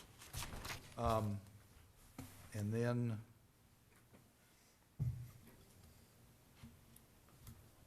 attachment B, page 1. Attachment B, I think, is the letter from the applicant, or from Mr. Whitman, I guess. And it talks about addition of 5 units. It's really 4, but it's 5 bedrooms? Okay. It says 5 new, it says the addition of the 5 units, this is in the second paragraph. And in the first paragraph, it says 5 new rooms, but we're talking 5 new bedrooms, 4 rentable units, right? Okay. But that's not part of our resolution, so. Correct. We can live with that. Anything else? Then, ladies and gentlemen, I'm gonna call the question. Sherry, will you call roll on item 4? Oh, you, Yeah, I would say, was there a motion? yeah, we should have a motion before we call a roll. Typically. I'll move that we, subject to the modifications suggested by the chair, being added to the resolution itself, that we accept the resolution. Approve item 4. Approve item 4. Okay. Okay. Discussion? All right. Now, Sherry, would you call a roll, please? Murphy, Yes. Bennett, Yes? Trent, No. Quillisi. Yes. Go forth and do good things. Passes. Work with staff And the next The step ne- on this the one next step is city council. is the city council approval. right, this is a recommendation to city council. You have to come back and see them for the PDP, if nothing else. All of it, but yes. Yeah, the project as a whole, but being led through the PDP. Right, yeah. Okay, Okay. Other business. thank you all. Thank you. Appreciate it. Thank you. 150 years old. Celebrate. That's pretty cool. We'll be looking for that sesquicentennial. Yeah. Indeed. It is a cool place. That is for sure. I've never seen the wedding area You never seen that? because I haven't wandered around the property. I've never been there either. I've just seen I the had to go front. look for it. Yeah, it was. There's a lot of space between them and the bank. Oh, yeah. There is. Yeah, they got a Enough big for a yard. small wedding. Yeah. I love walking past there at night because you hear all the frogs. Really cool. Yeah. All right, Business, yes? item 5, future agenda items. Yes. Thank you. Okay, so we have on future agendas for May 1st, the appeal for director's decision to deny a temporary use permit or TUP for the Ojai Artists and Makers Outdoor Market. It's referred to as the Conscious Collective. I will have to admit I've tried to meet with them. I actually have met with them, trying to find some solutions to avoid the appeal, to no avail, so we are still having this. So you can expect that on the 1st of May, and If I could interrupt you just for a moment, sir. sure. Ma'am, you spoke twice tonight, but I don't have a card. I didn't know how to do that. They're out in the lobby. Yep. If you would fill cards one out out, loud. we'd like to have it for the record. Absolutely. Awesome. Thank you. Thank you. I'll know next time. Thank you. Okay, please go ahead, We learn Lucas. something new every day, yes? Yeah. All right, so on here, it's also identifying tiny homes as an ordinance, as a discussion. I think really what needs to happen is tiny homes gets flopped with, switched with SB 9 as a draft ordinance. We've just sent out notice for the SB 9 as a public hearing item. So tiny homes will be moved to the 15th as it is not quite ready. But SB 9 certainly is for final discussion before recommendation before city council. Cool. Yep. Yeah, I just asked a question on tiny homes. Is, at the time this was a hot topic, say 4 or 5 years ago, there seemed to be a lot of marketing around it. Not 4 or 5 years ago, more like 7. So it wasn't really. Yeah. I mean, the pandemic takes away like 3 years. That's true, it did. I'm just wondering, are we seeing the same kind of marketing pressure on tiny homes that we saw then? They were sort of the hot topic. I am not seeing that same pressure that was coming forward in 2016, 17, and This is portions of different 18. from movable tiny houses? Or is this movable tiny houses? Tiny houses is Same thing. movable, same thing. Interchangeable terms. Jamie, Same I think- concept. I think people looked Okay. at them and they realized, wow, these are really small. Okay. COVID, So I I think, don't saw a wanna- shift to ADUs over. Yeah, I don't want to get into the But, yeah. to the weeds Okay. on this, but yes, there's still interest in it, and we are still getting lots of questions. That's the reason why we're bringing it forward. Council had given direction back in October of last year to bring this forward, but also to do it in a way in which a lot of the red tape that was there before ends up getting kind of pushed to the side, but also making sure that we're addressing some of the uniquenesses of Ojai, some of those safety concerns. So that one has actually already been discussed before this body, I want to say twice. So this would be the third time with a resolution that then has a draft ordinance, which is really what SB 9 will have as well when this comes forward. This was to add a new article to chapter 2. Correct. Title 10, Chapter 2. Correct. okay. SB 9. Yes. And then pending out a little bit further is 1440 daily. That item, we were actually looking at trending to May 1st. However, the applicant had a conflict. So we're either looking at the 15th or the first meeting in June at this point. So Okay? that remains to be seen at this point. It's kind of a moving target. It depends on when they're ready because they've provided us with everything at this point. Cool. All right, good. Title 10 Director's zoning, report? hold on a second. There's also in here Title 10 zoning charts and outdoor dining facilities. That's the That is the one that council gave Or us. is that the land use charts? The land use, it says zoning charts, it should probably be land use charts, which is really Okay. the piece that we tackled and had a really good conversation Yeah, probably 3 years ago, and that was when we were virtual. yeah. So there's a lot of good work, but we also don't have the same commission we had Yeah. 3 or 4 years ago. So Or the same council. nor the same council. Or the pandemic forcing people to eat outside. Yes, lots of different things. But I will say this, this was actually brought forward when we did the Title 10, and that was one of the asks, and they said yes to that. That's true. Yes. They said yes to To consolidating. to commission working on that. Yeah. Right. So continuing the Title 10, but doing the deeper dive, focusing on this piece. And that's really the piece that I would say this body has seen time and time again and has had to kind of struggle through the wishy-washy language. So we'll work on that. Okay. That's it, or at least from future items.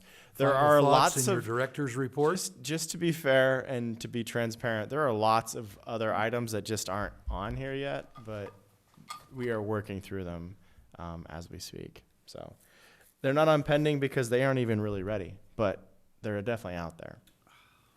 So once they're ready, meaning they're in the pending category for being close to, like 1440's been on here for a while because it's been ready-ish, and now we are really, truly, you will be seeing it. Okay. So Yeah, because we still have things to talk about in Title 10 absolutely. that are, they're not errata and they're not simple. Yeah. They're policy questions. Well, and then it's not on here, but the objective design standards that this body has already tackled twice.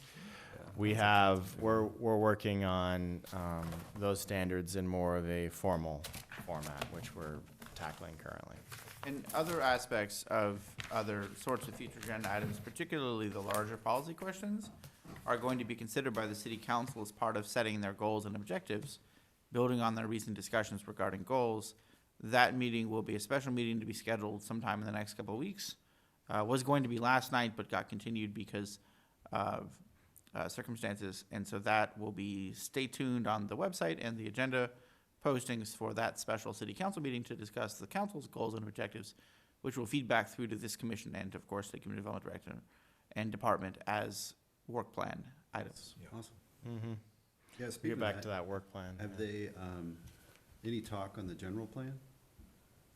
General plan and moving that forward as part of that, along with all kinds of work on the side, moving that forward. Good. Yes. Including what, a meeting or two ago, approval of the contract amendments necessary to get that done. Was that Yeah, those went forward. last meeting, one before that? No, it was a couple of meetings ago. A few Yes. ago. It was at the end of February. We had a really big Yeah, discussion, do you remember and they that? went forward with really everything. I would say this: Yeah. the pieces that they didn't move forward with were the overlay component along agree with. Ojai Ave. That was a little crazy. Well, and as I was explaining to council at the time, and this is through my director's report. How about we do that? There we go. This is more informational. Is the idea at that time was we were looking at solutions to the housing situation. Yes, I do remember that. We had But we different- found those solutions have been dropped in our lap. So that solution isn't necessarily a solution as it was thought through that lens at that time. We also had a bigger number that we were accountable for. In 2020, it was, yeah, that's true. Yeah, and that then got shrunk down to the final number of 53. And then the other one was the stuff on Bryant Street, which was a little bit of an interesting pull and tug based on the concept and idea of how does one begin to not necessarily revitalize, but refresh that area. Yeah. And one of the ideas was some sort of live work and artisan component, and they've said pause that for now. The one that did move forward, and that moved forward a while ago, and we're still working on internally and with the consultant, is the Montgomery stuff, which is having that use on the ground match the zoning, which Yeah. it currently is not. Right. It's giving all kinds of headaches to those existing uses. Yes, Yes, yes. So- And that's been, we've been And that talking wasn't about the, for a that while. wasn't, actually, the original intent was the idea of a Spoken larger like a neighbor. hotel Yeah, yeah, right. that was going to that site, and it never ended up coming to fruition, but then you were left with the zoning, the aftermath of it. Yeah, yeah. Right, so then you've got to It's sort kind through of a that. hodgepodge Yeah. right now. Exactly. Yeah. So. Cool. Awesome. Okay, Thank you. as far as the general plan, we have as a commission looked at several of the elements. Obviously, housing, I think actually we we've went looked at about 40 every- times through. Yeah. But I am waiting to see where the environmental justice piece is reflected in the updated general plan. I think the decision was not to make it a separate element, but to sprinkle it through all the others. And I don't think we've seen that yet. So- Yeah, so you'll see it through policy. You'll see it through the objectives and goals. And we are working on finalizing a draft. You'll bring that to us and we'll Elements. recommend to the city council because it is the general plan after all. Correct. However, I would, Most of it. I would say this, is that is the process when we get to the final piece.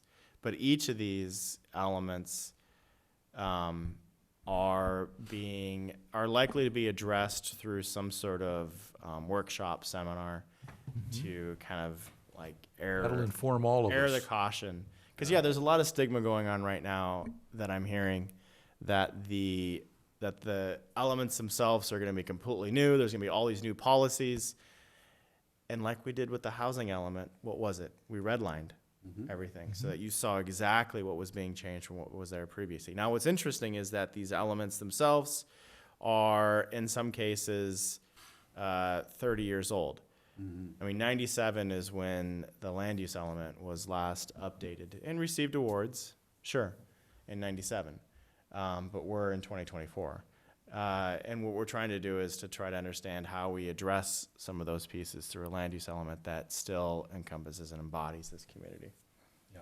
So, and that's true with all of the elements that are getting a some fresh makeup.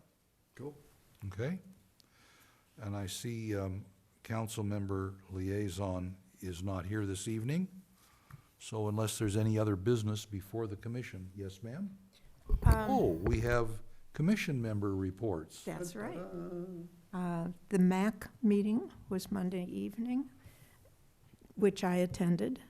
And it turned out that the only formal action items on their agenda were the election of chair and vice chair and rescheduling a meeting, which they discussed and decided not to reschedule.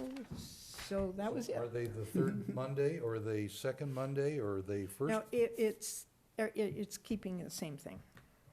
third Monday? Yeah. Okay. You mentioned election of chair and vice chair. When do we do that for the planning commission?